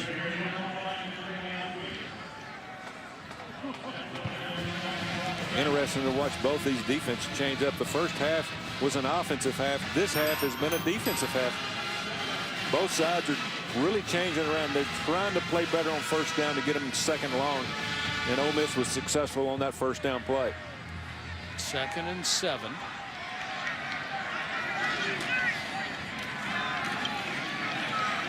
This time it's Keith Ford, big back at 215, but Benito Jones is right there. Big number 95 wouldn't let him go at all. And Ford slow to get up. You can tell A&M came in with their game plan of saying they cannot stop our run, and they're sticking with it. I'd still like to see Noam Mazzoni, the offensive coordinator, throw a little bit more on first down. Here they're forced to throw it because they had a poor first down play the 2 plays ago. You saw Ford holding his arm as he came to the sideline. Here's Starkel. Good protection. Floats it down the middle. Has a man wide open, but it's knocked away at the last second. That is a heck of a play by Taylor Polk, the middle linebacker who was trailing the play, never saw it, and just got lucky when he got a hand in there. They manned him up. They're actually in zone, but it's man to the middle linebacker. If they run a number 3 guy down the middle of the field, it's man for him. He doesn't see the ball. He makes a great play, and he's lucky he didn't get it called for pass interference because he never looked back. But he didn't make contact. Great play out of Taylor Polk. The walk-on middle linebacker with the play of the night. And this punt goes right to the goal line. Remember, it's where the ball is, and the ball is inside the 1 yard line. Now they'll mark it at the 2. Trayvon Fuller, the defensive back, was down to stop it. Good job right here, going to the goal line, turning around. You can be in the end zone with your body as long as the ball does not cross the goal line. That's the reason the officials gave him the ball at the 3 yard line. Now that ball came loose, so they're going to mark it out around the 2. Punters love that. They love it. Absolutely. They work on that all week long, and when it works, you can be proud of them because they've accomplished something that really means a lot to the defense. They care about the net, and on no return, there is no net there. Wilkins is swallowed up by the front wall as they try to run it on first down. He had a great first half. John Chavis's defense has really changed their attitude. They're playing with a lot more enthusiasm, and you have to have enthusiasm to play defense, and they look like we're playing in mud the first half.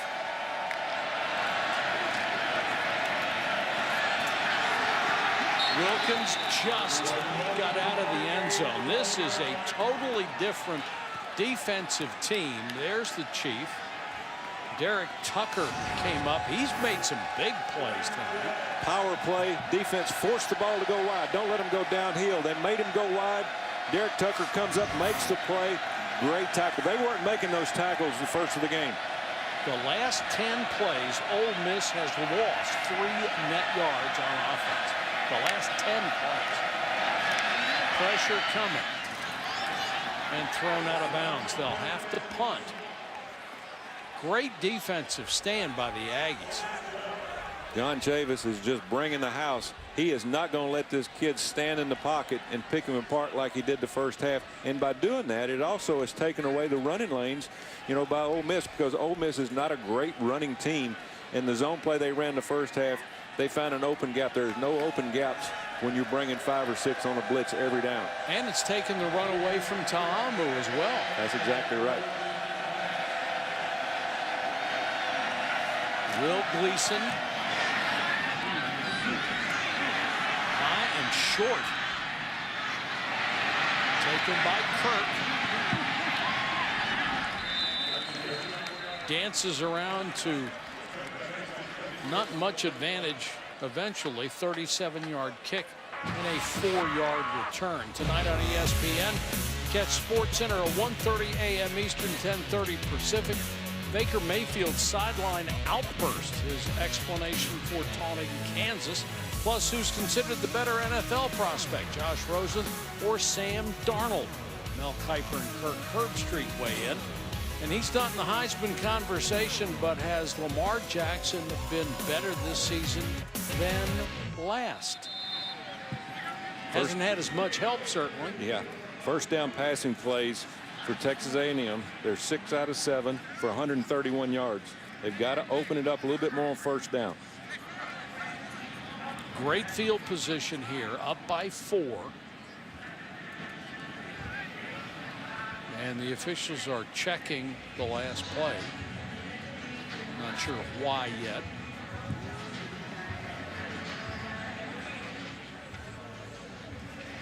Now the officials are saying they are looking at potential targeting.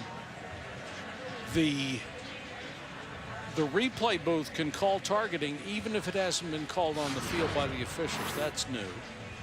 They're saying it's on possibly on a block away from the ball, which is one thing that they're trying to eliminate. Somebody standing around and somebody taking a free lick, a cheap shot.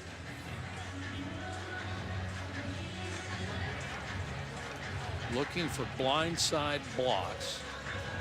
And there it is right at the 37-yard line.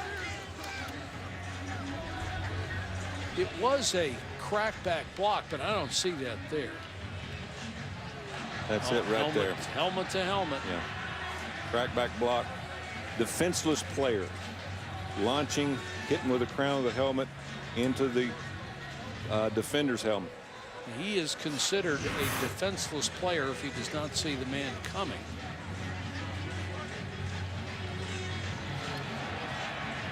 That's a good job by the replay official. He calls this. This is the second time, and you don't see this very often. It comes from the booth. But that's part of their job. I think we ought to see it more often than that. Yeah. I mean, they get to look at all 22, and there it is right there. You know, now they've got to make the decision whether they want to eject. But at least they're looking at it to where it shows the players when they watch the film on Sundays that, look, you came close or you were guilty. It looked like the face mask was the point of contact instead of the crown. There's the targeting rule.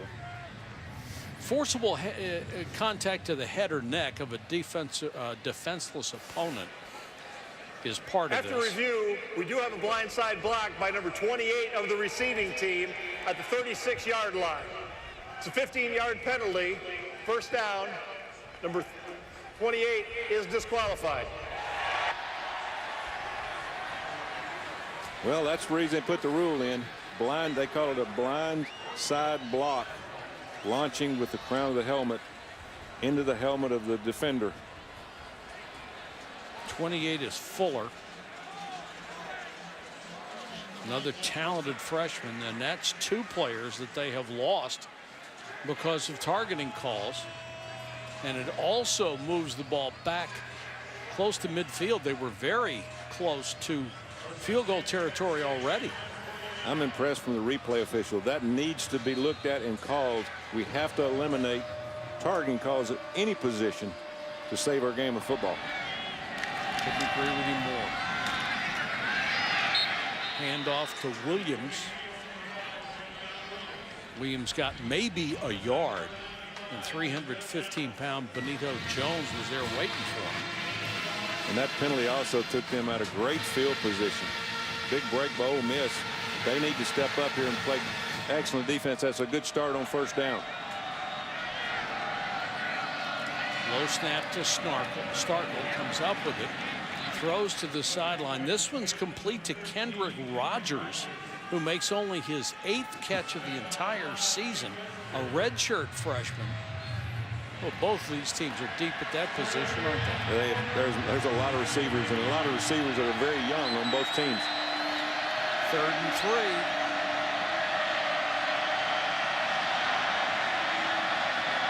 Critical play here.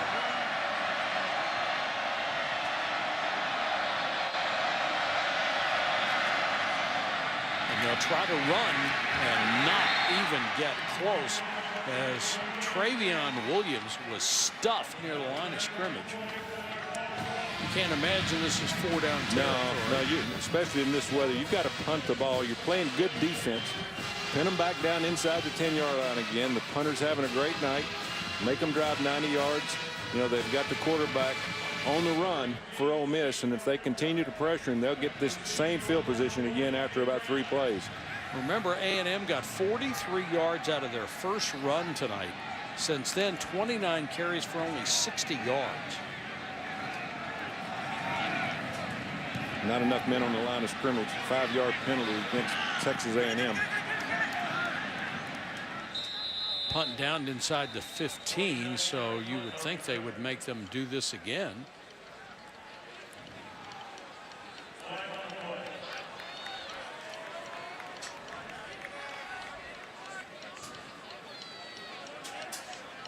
Or do you just want to make the best of a bad situation? Illegal formation on the kicking team. More than 4 players in the backfield. That 5-yard penalty will be tacked on to the end of the kick. First down. That takes it out to the 19-yard line. Let's go to Clark. Well, he leads the SEC in receiving yards, and the multi-talented A.J. Brown. I got to spend a good portion of the day yesterday with him. He was drafted by the San Diego Padres. He's so explosive and just adds such a dimension to this Ole Miss offense. Here's a piece of my time with A.J. Brown. When football's over, if A.J. Brown's to be involved in another career, what would that be? I like to be a sideline reporter. Sideline reporter, Yeah. so you're going to take my job. I'm sorry. What makes you think you'd be a good sideline reporter? Because I want to be out there where the action is, so Yeah, I want to see it. So be in the trenches. Well, you're on your way, buddy. thank you. Clark, did you try to tell him that that's where the action is? Of course I did. I didn't tell him where it's warmest, though, up in the booth with you two guys. You're going to make sure of that. That pass was drilled. Is it a catch by Lodge? What a catch.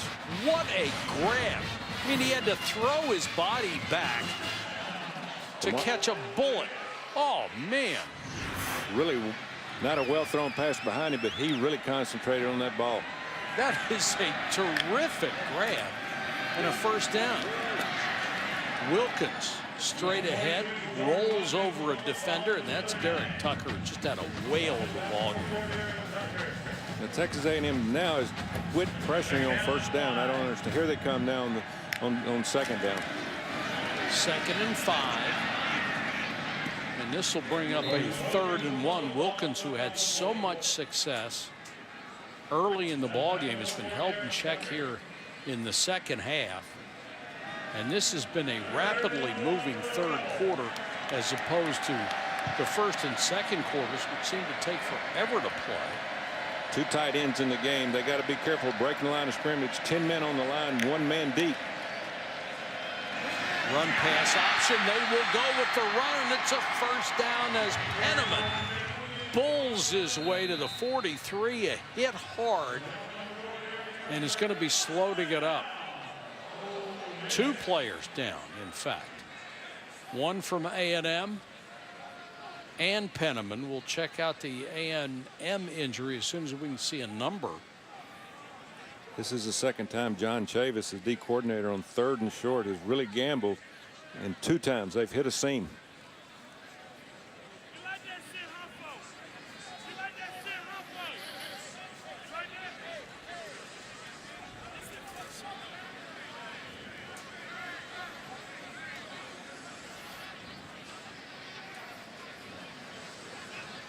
Is it Charles Oliver, the defensive back, number 21?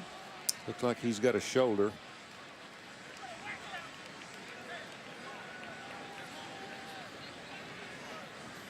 He just got hit up. And Penniman looked like he took a shot right on top of the knee.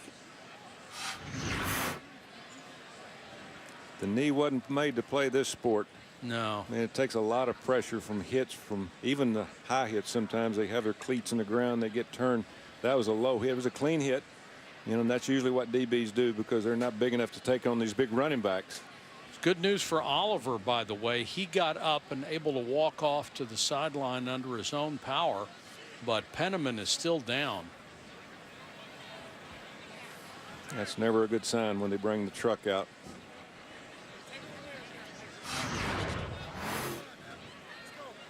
See if his knee is into the ground. Yeah, oh yeah. Oh yeah, that's pretty tough hit right there. You can tell his foot was in the grass, and then contact was made, and it looked like he hyperextended his knee. Sure did. And we'll keep our fingers crossed that that's all it is. That's just a timing situation. When the leg is in the wrong position, it was all the way into the ground with the foot. Now, you've been in this situation as a coach many times. Do you say anything to your kids? Well, there's not a whole lot you can say. Obviously, you could see Ole Miss's players, all of them out there, you know, around their fellow teammate. They know it's a tough situation. Most of the time, every guy on that field that plays football, you're going to be in a situation like that. You know, you're going to get hurt to some degree. And so they know the situation, that especially running backs, guys that are in the line of scrimmage that get hit every play. This is a tough sport. And as I said earlier, the knee was not made for football. You know, you put a lot of pressure on it, especially running backs taking licks from all sides. This was just an unfortunate straight ahead lick, hyperextended the knee. Hopefully the best for him that there's not a lot of damage. All right, as they attend to Devon Penniman, will step aside back after this. Support on that knee for Penniman. He's getting well wishes from his teammates, and they have wound the clock. The third quarter is over. The applause for Penniman. We'll have the fourth quarter in a moment.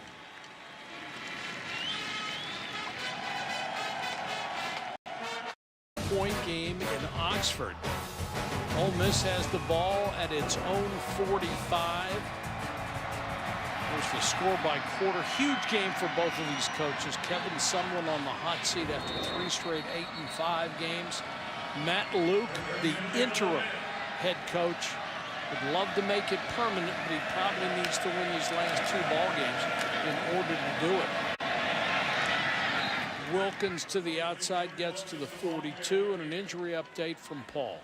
Well, Mike, we saw Devon Penniman with that leg injury confirmed. It is a knee injury. He will not return. And then offensive tackle Alex Given went off to the locker rooms being evaluated for a head injury. He had had a concussion 2 weeks ago, so that's not very good for him. And we'll check in with Chris Cotter. Chris. Guys, all Oregon. All right, Chris, thanks very much. 3rd and 4 here for Ole Miss. They'll whistle this one dead. And it looked like Rod Taylor moved. 73, 5-yard penalty, still 3rd down. The right tackle. They were bringing heat that time, and Rod got a little bit of a quick start on it because they have been outrunning him on the corner. You know, John Chavis is going to continue to have to bring heat, but look out for a screen here. They're a pretty good screen team, Ole Miss. They do a good job getting the ball to the outside with lead blockers in front of them. Big difference between 3rd and 3 and now 3rd and 8. Ta'amu has been held in check, especially on the ground. Takes off here. He's got a chance to run for it. Hesitated. And he's about 5 yards shy. Kingsley Kiki was putting pressure on him up the middle. A lot of pressure from the outside. Yeah, a lot of pressure, and that may make him scramble. He's just good enough athlete to get up the middle and get to the outside. Again, we have more players down. There's a lot of contact when you have blitzing from both teams. That's Jarrett Johnson, who had a sack earlier in this ball game. Now we'll check on this when we come back. Yikes. 4th and 5, and they've sent on the punting team. Could have had a fake call right there. They signaled from the sideline probably punt after they saw the formation. False start. Offense number 17. 5-yard penalty. Still 4th down. If they're going to kick, that's not a bad play because it gives them a little more space.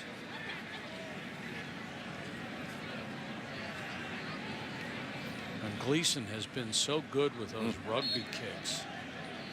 Remember, this guy can kick with either foot. That's a weapon, and he can kick across his body where the returner can't get his hands on it.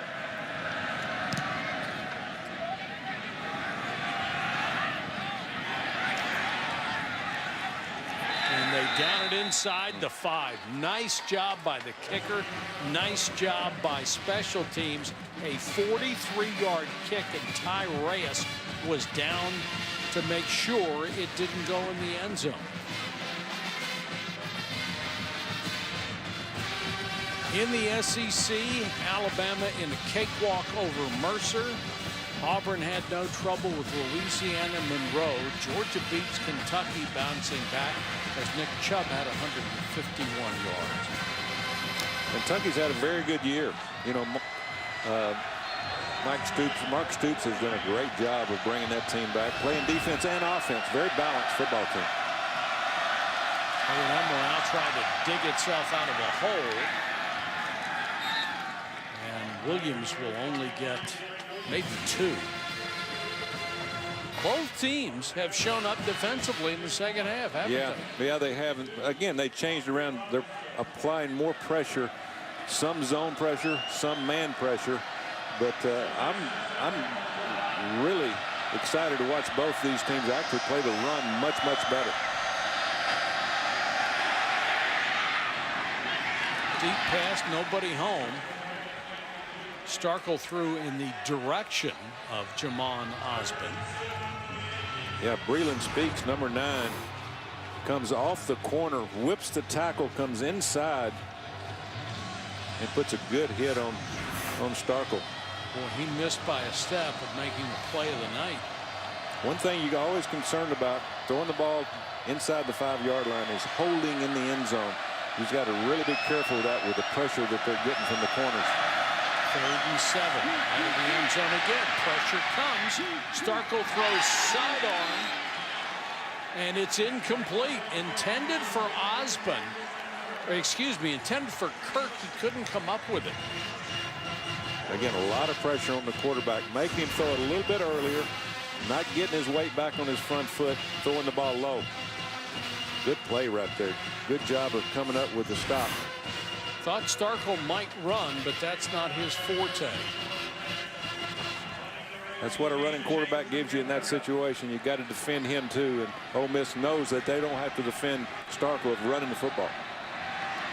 Trapuka will kick to Brown, who has not had a good night as a kick returner. He's made a couple of big errors. Backs up on this one. Spins out of trouble. Can he get to the sideline? Yes, he can. Got a block and out of bounds near midfield. So great field position again for the Ole Miss offense.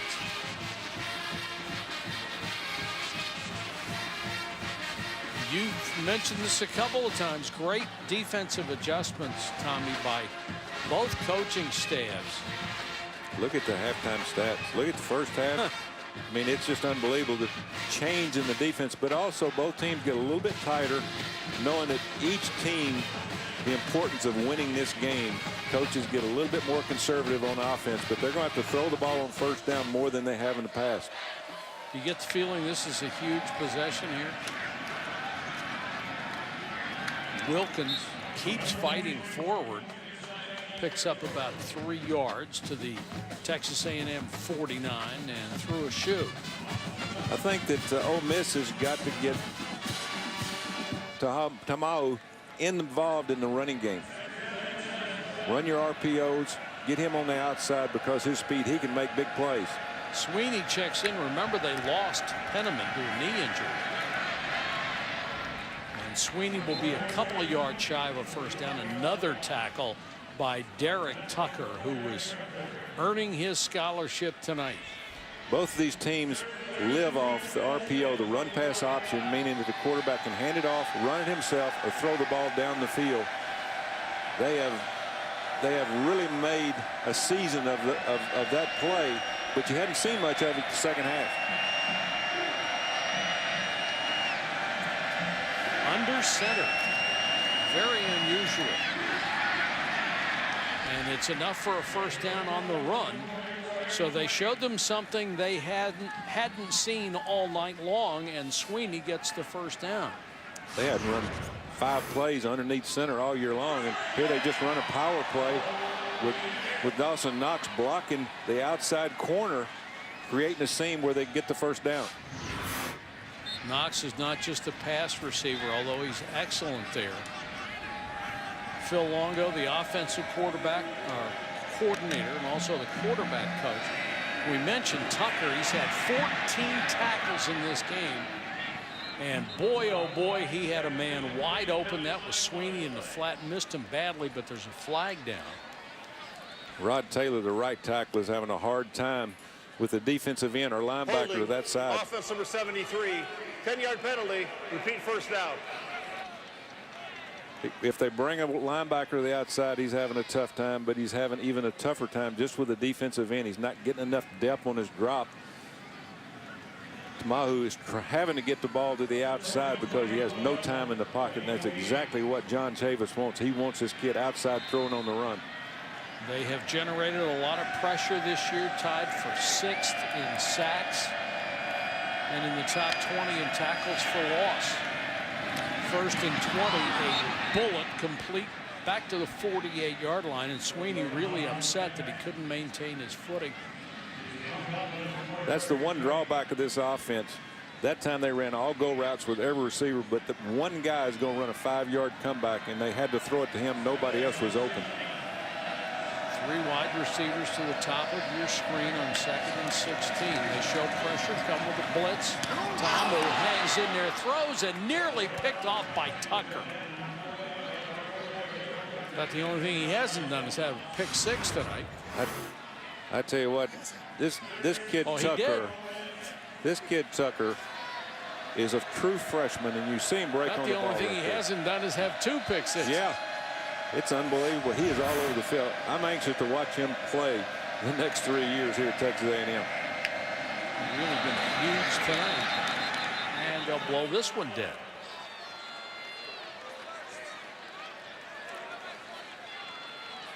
Before the snap, false start, offense 73, 5-yard penalty, still 3rd down.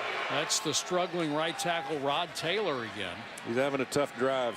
He's just got to, you know, when you bring blitz like that, the tackles just really get tense because they have a hard time blocking those guys on the other side because they're usually a lot better athletes on the speed rush. And they've got them 3rd and 20.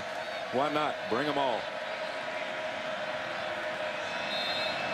What can Tamu come up with? 3rd and 21.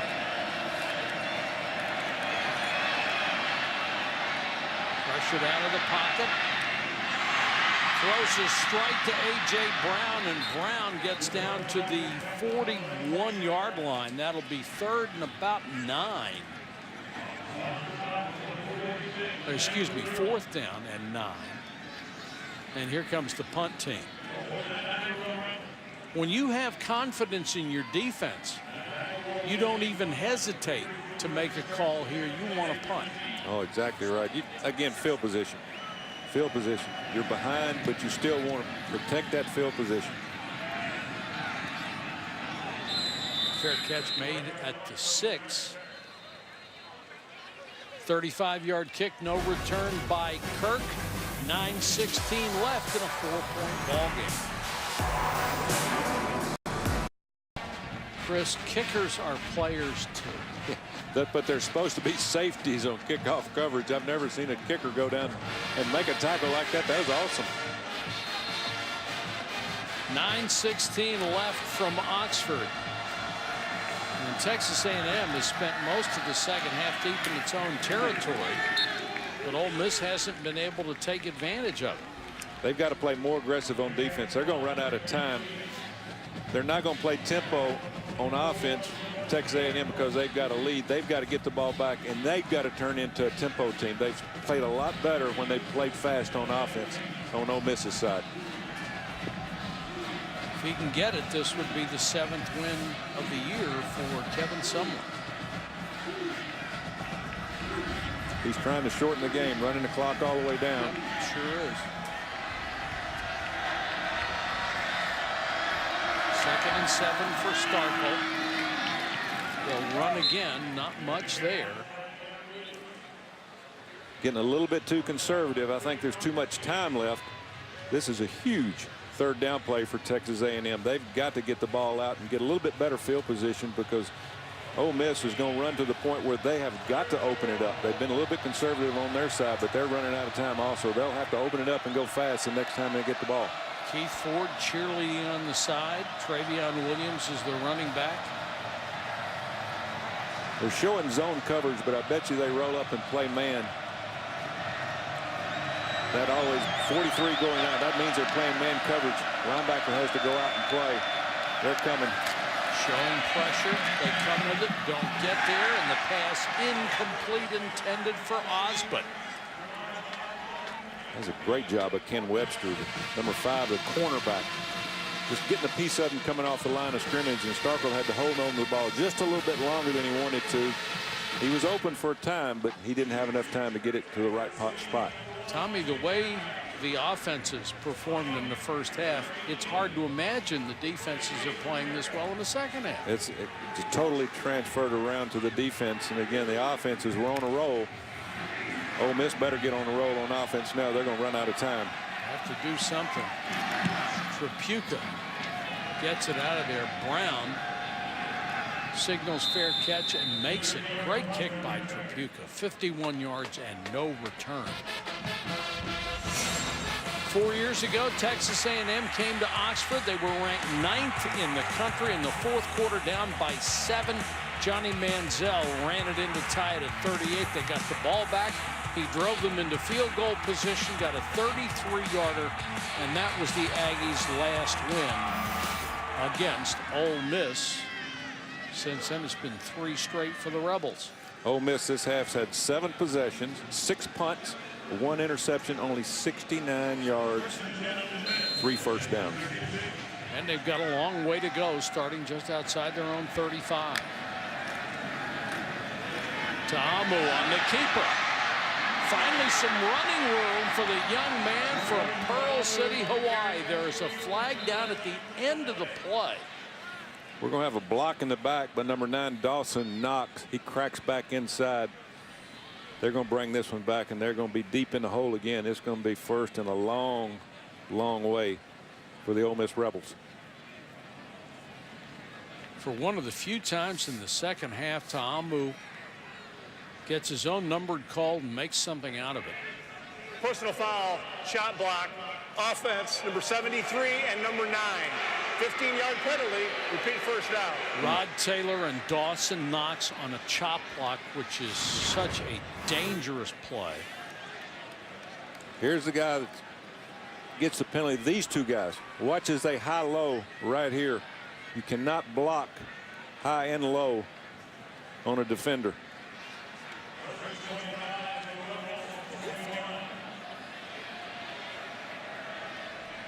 Good job, the quarterback, making people miss, and he's going to have to get involved in this. Now it's 1st and 25 in the hole. They're going to win this game. They've got to make some yardage on first down here. They've got to get back where they can have a chance to make a first down.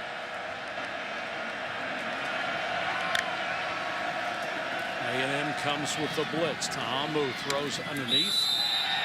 Would be a short gain by A.J. Brown. Malaka hurled him out of bounds. They're forcing him to throw the ball short. A.J. Brown right there. They're going to give him that out route all day on 1st and 25. He's had 4 catches for 62 yards tonight. Zone defense. John Chavis has pulled the dogs off and making them earn their 25 yards on 3 downs. Comes with pressure again. Ta'amu throwing incomplete. Armani Watts with good coverage on Dawson Knox. 3rd and 20. I'd have to take a shot down the field. They've got to play what they call all go. All 4 or 3 receivers run straight down the field, and the quarterback just reads the safety and throws it opposite where the safety goes. Do they bring pressure again? They bring 4. Ta'amu pressured and throws it away. Oh, great job defensively by the Aggies. Great pressure, but we got a flag here. You know, the problem in this offense. Number 10. Quarterback is outside the pocket, but the ball did not get past the line of scrimmage. Ball to be placed in the spot of the foul. Lost it down. 4th down. So 2 things you have to do on that. 1, get outside the tackle box, and 2, you've got to get the ball back to the line of scrimmage. So this look. Ball's got to go past the 25. He gets out of the pocket. He's fine, but it doesn't cross the line of scrimmage. Easy call for the official. Although you had a receiver right there. I don't know how that call is made.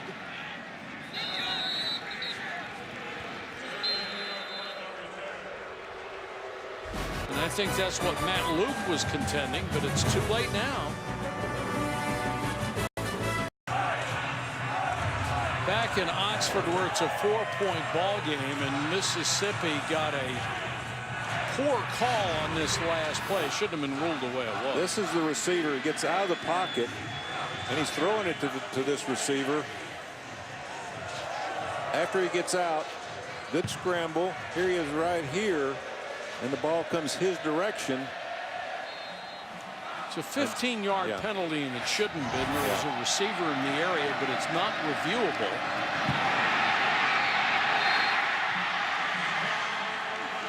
Well, there's the 6th bad snap of the day. Been a few. Concentrate them. It's got to be the wet ball. They hadn't had this many bad snaps all year long. Starkel had no chance. Jim Turner, the offensive line coach, I'm sure, pulling his hair out. Although he doesn't have any hair, he'd be looking to pull it out. Justin Matabuke, the backup tackle, came in and got credit for that stop.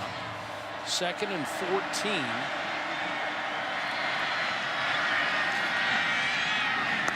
Starkel throws underneath. Heck of a throw by Starkel, and a nice catch by Metcalf, or not Metcalf, excuse me, Trey Nixon. Another RPO, run pass option. He didn't hand it off. He didn't run it. He threw it to the slant route. DeMarcus Gates makes the play, but you know, that's a well-executed play by Starkel. Not a first down. No, Mazzoni told us he could get back now to running the RPOs because early in the year when he got hurt, he had to ditch all of those just to teach Mon part of the offense to have an opportunity and a chance to win a game. Huge play here. Ole Miss crowds the line of scrimmage. They'll get it anyway with Keith Ford. And the clock will continue to roll after they mark the first down inside 5.5 minutes. Great run out of Keith Ford. Great run by Keith Ford to make that first down. Look at the difference in the first half. 7.5 first half for A&M, 2.9 the second half, 7.9 first half Ole Miss, 2.6. All defense. Remarkable. All defense.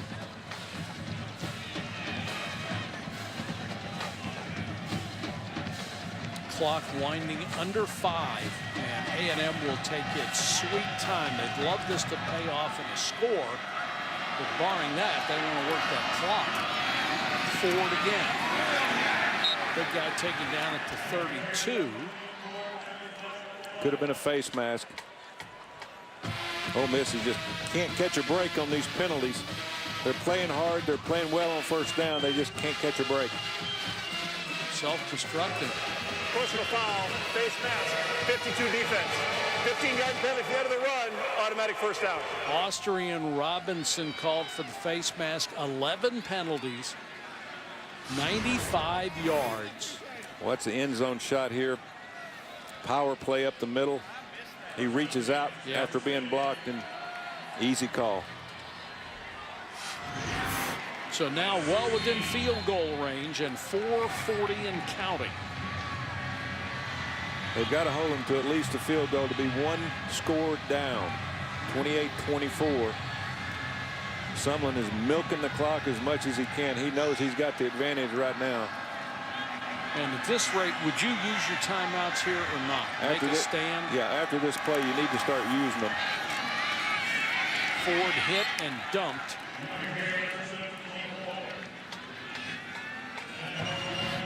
And they're going to save them. They've got all 3 of them left. They're going to take them home with them if they don't stop them on this play and the next one. Timeouts seem to be so much more valuable defensively here than on offense, because in college football, if you get a first down, it stops the clock. You get out of bounds, it stops the clock. Incompletion stop the clock. Nothing is going to stop it here if you don't call timeout. Exactly right. I think you force them to throw here. They're probably running RPO. Second down, they give it to Ford. Ford is, or I'm sorry, they put Williams back in there. They did, and he is drilled. Noel Mazzoni, the offensive coordinator here, he's going to make Ole Miss make a play.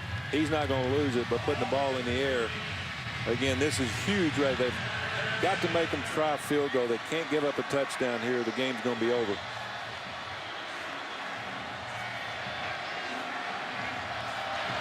Going to go under 3 minutes here.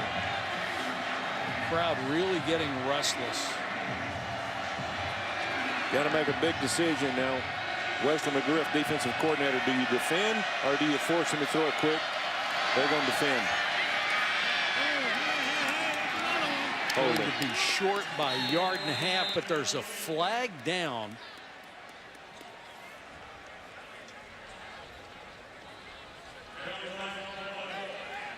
See if Ole Miss gets a break. Everything's going against them. Huge call here. Personal foul, defense number 9, face mask. Holy cow. First down. That speaks the defensive end.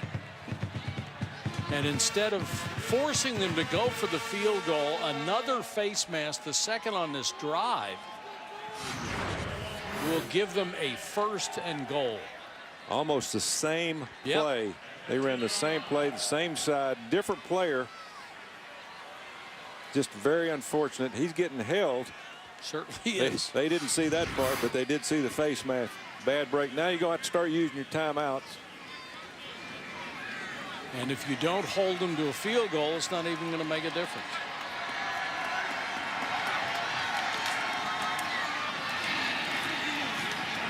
Straight ahead on the run. And touchdown.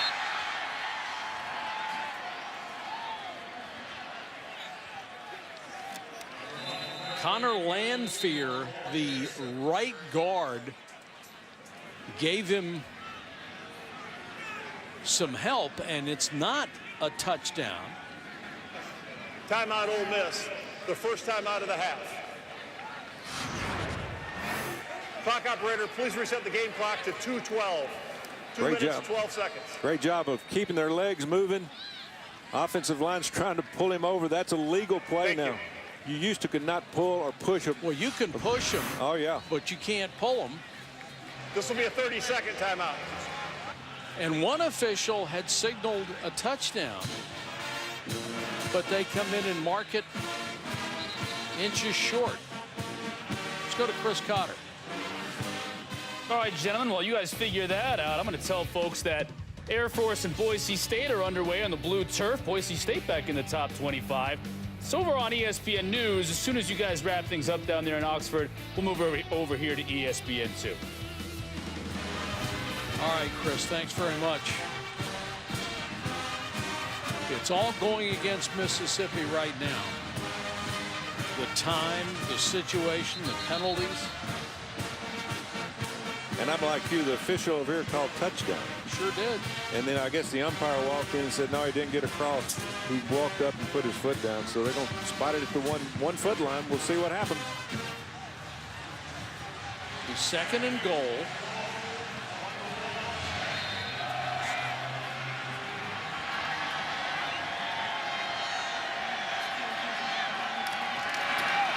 Ball's loose. How many bad snaps have we had in this game? That's what you get when you put a quarterback in shotgun at Instead the 6-inch line. Under center. I just don't understand it. Timeout, Ole Miss. Their second timeout of the half. Be a 30-second timeout. I mean, I know the justification. They say, well, this is our offense and we don't practice that. The answer would be, why don't you practice that? I've run the spread offense for the last 6-7 years, but I demanded that we have a snap from underneath center because that should have been a quarterback sneak. I mean, there's no other play but quarterback sneak, and I know Mazzoni, offensive coordinator, would love to have that call back. Looks like they're going to be forced to kick a field goal, and that's going to leave Ole Miss in the ballgame. Well, it certainly would if they have to kick. 7th. And there is one timeout left for the Rebels. 7th bad snap of the game.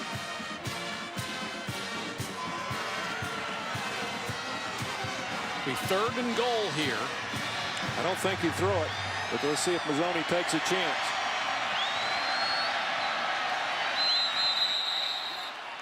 Ole Miss jumped. Were they drawn? They are signaling they were, but let's see what the officials say. Well, let's see if they get a break. They haven't had one yet. Both teams pointing at each other.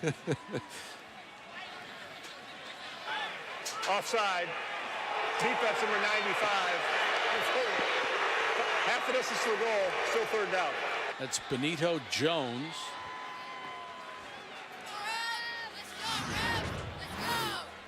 Yeah, good shot. See if anybody moved. Nobody moves from the offensive line. Benito Jones jumps off sides. Easy 5-yard penalty. Now you got to run it. Make Ole Miss use their last time out if they don't score. Ole Miss shooting itself in the foot right here on this drive. Just one penalty after another that's put them in jeopardy. Williams.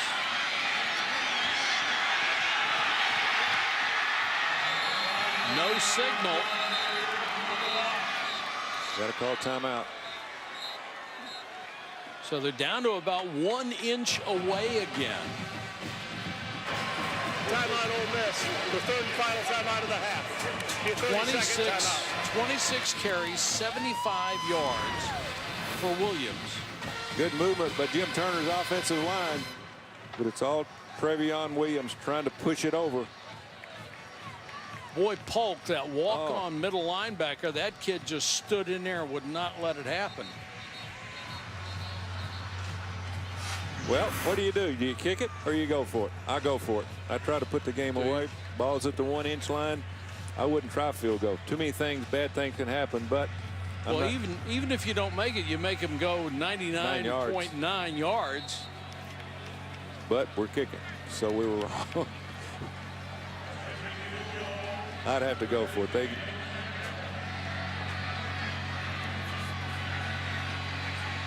I'm with you. I do not get this one. Well, Camera to make it a 7-point game. And keep in mind, there's 2:01 on the clock. Yeah, they've got time to drive down the field. Well, Camera knocks it through. And Ole Miss will have 1:59 to get a tying touchdown if they can. And credit the middle linebacker Taylor Polk, at least temporarily saving the game.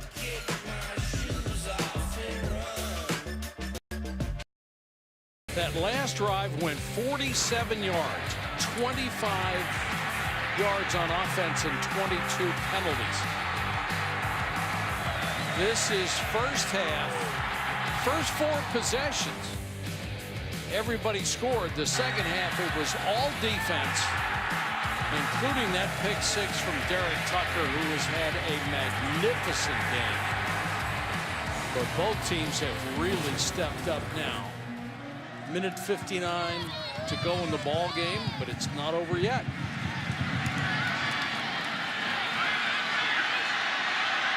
Taken by one of the upmen. They'll take it out across the 30 to the 35-yard line.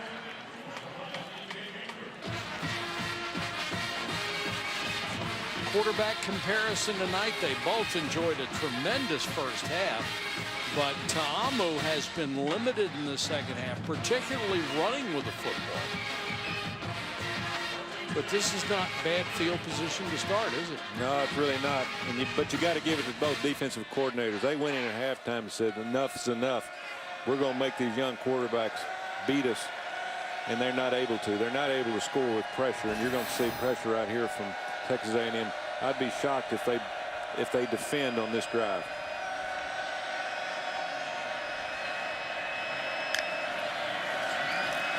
Five-man rush. Ta'amu with time throws a strike. Got it to A.J. Brown, and Brown will not get the first down, but picks up 8, his 7th catch of the night. They have no timeouts left, so they've got to go fast.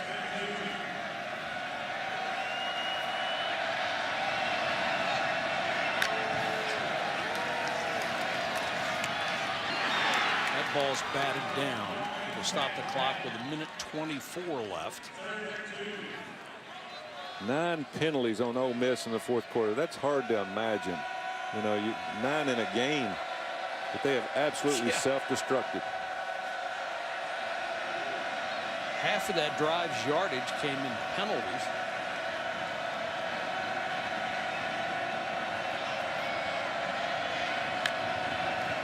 Obviously 4-down territory here. And Ta'amu throws and dropped. Oh, A.J. Brown, that's his 3rd drop of the game. And he just not looking the ball in. Man coverage, easy route, easy option throw from the quarterback. Hits him right in the numbers and didn't concentrate on the catch. And getting yards after the catch is unimportant when it's compared to making the catch. Here's the game, 4th and 2.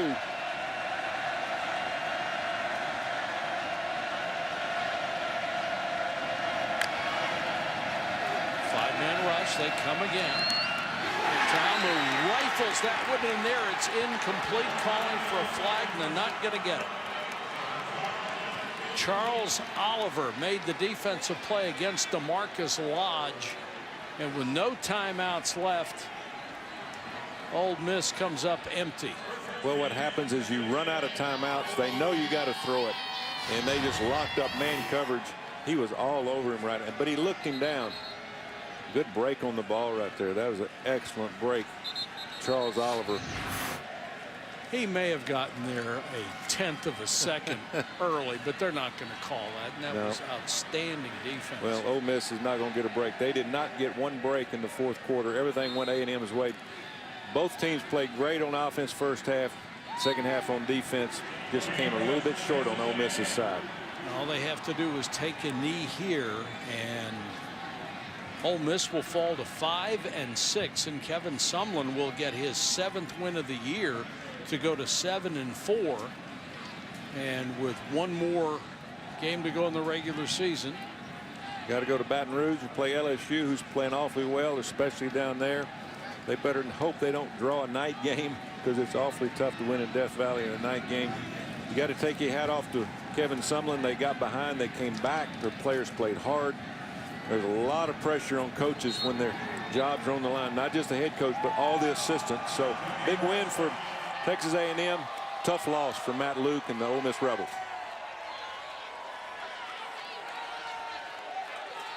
Well, it was. This one will go down hard. Going to be a nice trip back to College Station for the Aggies, that's for sure.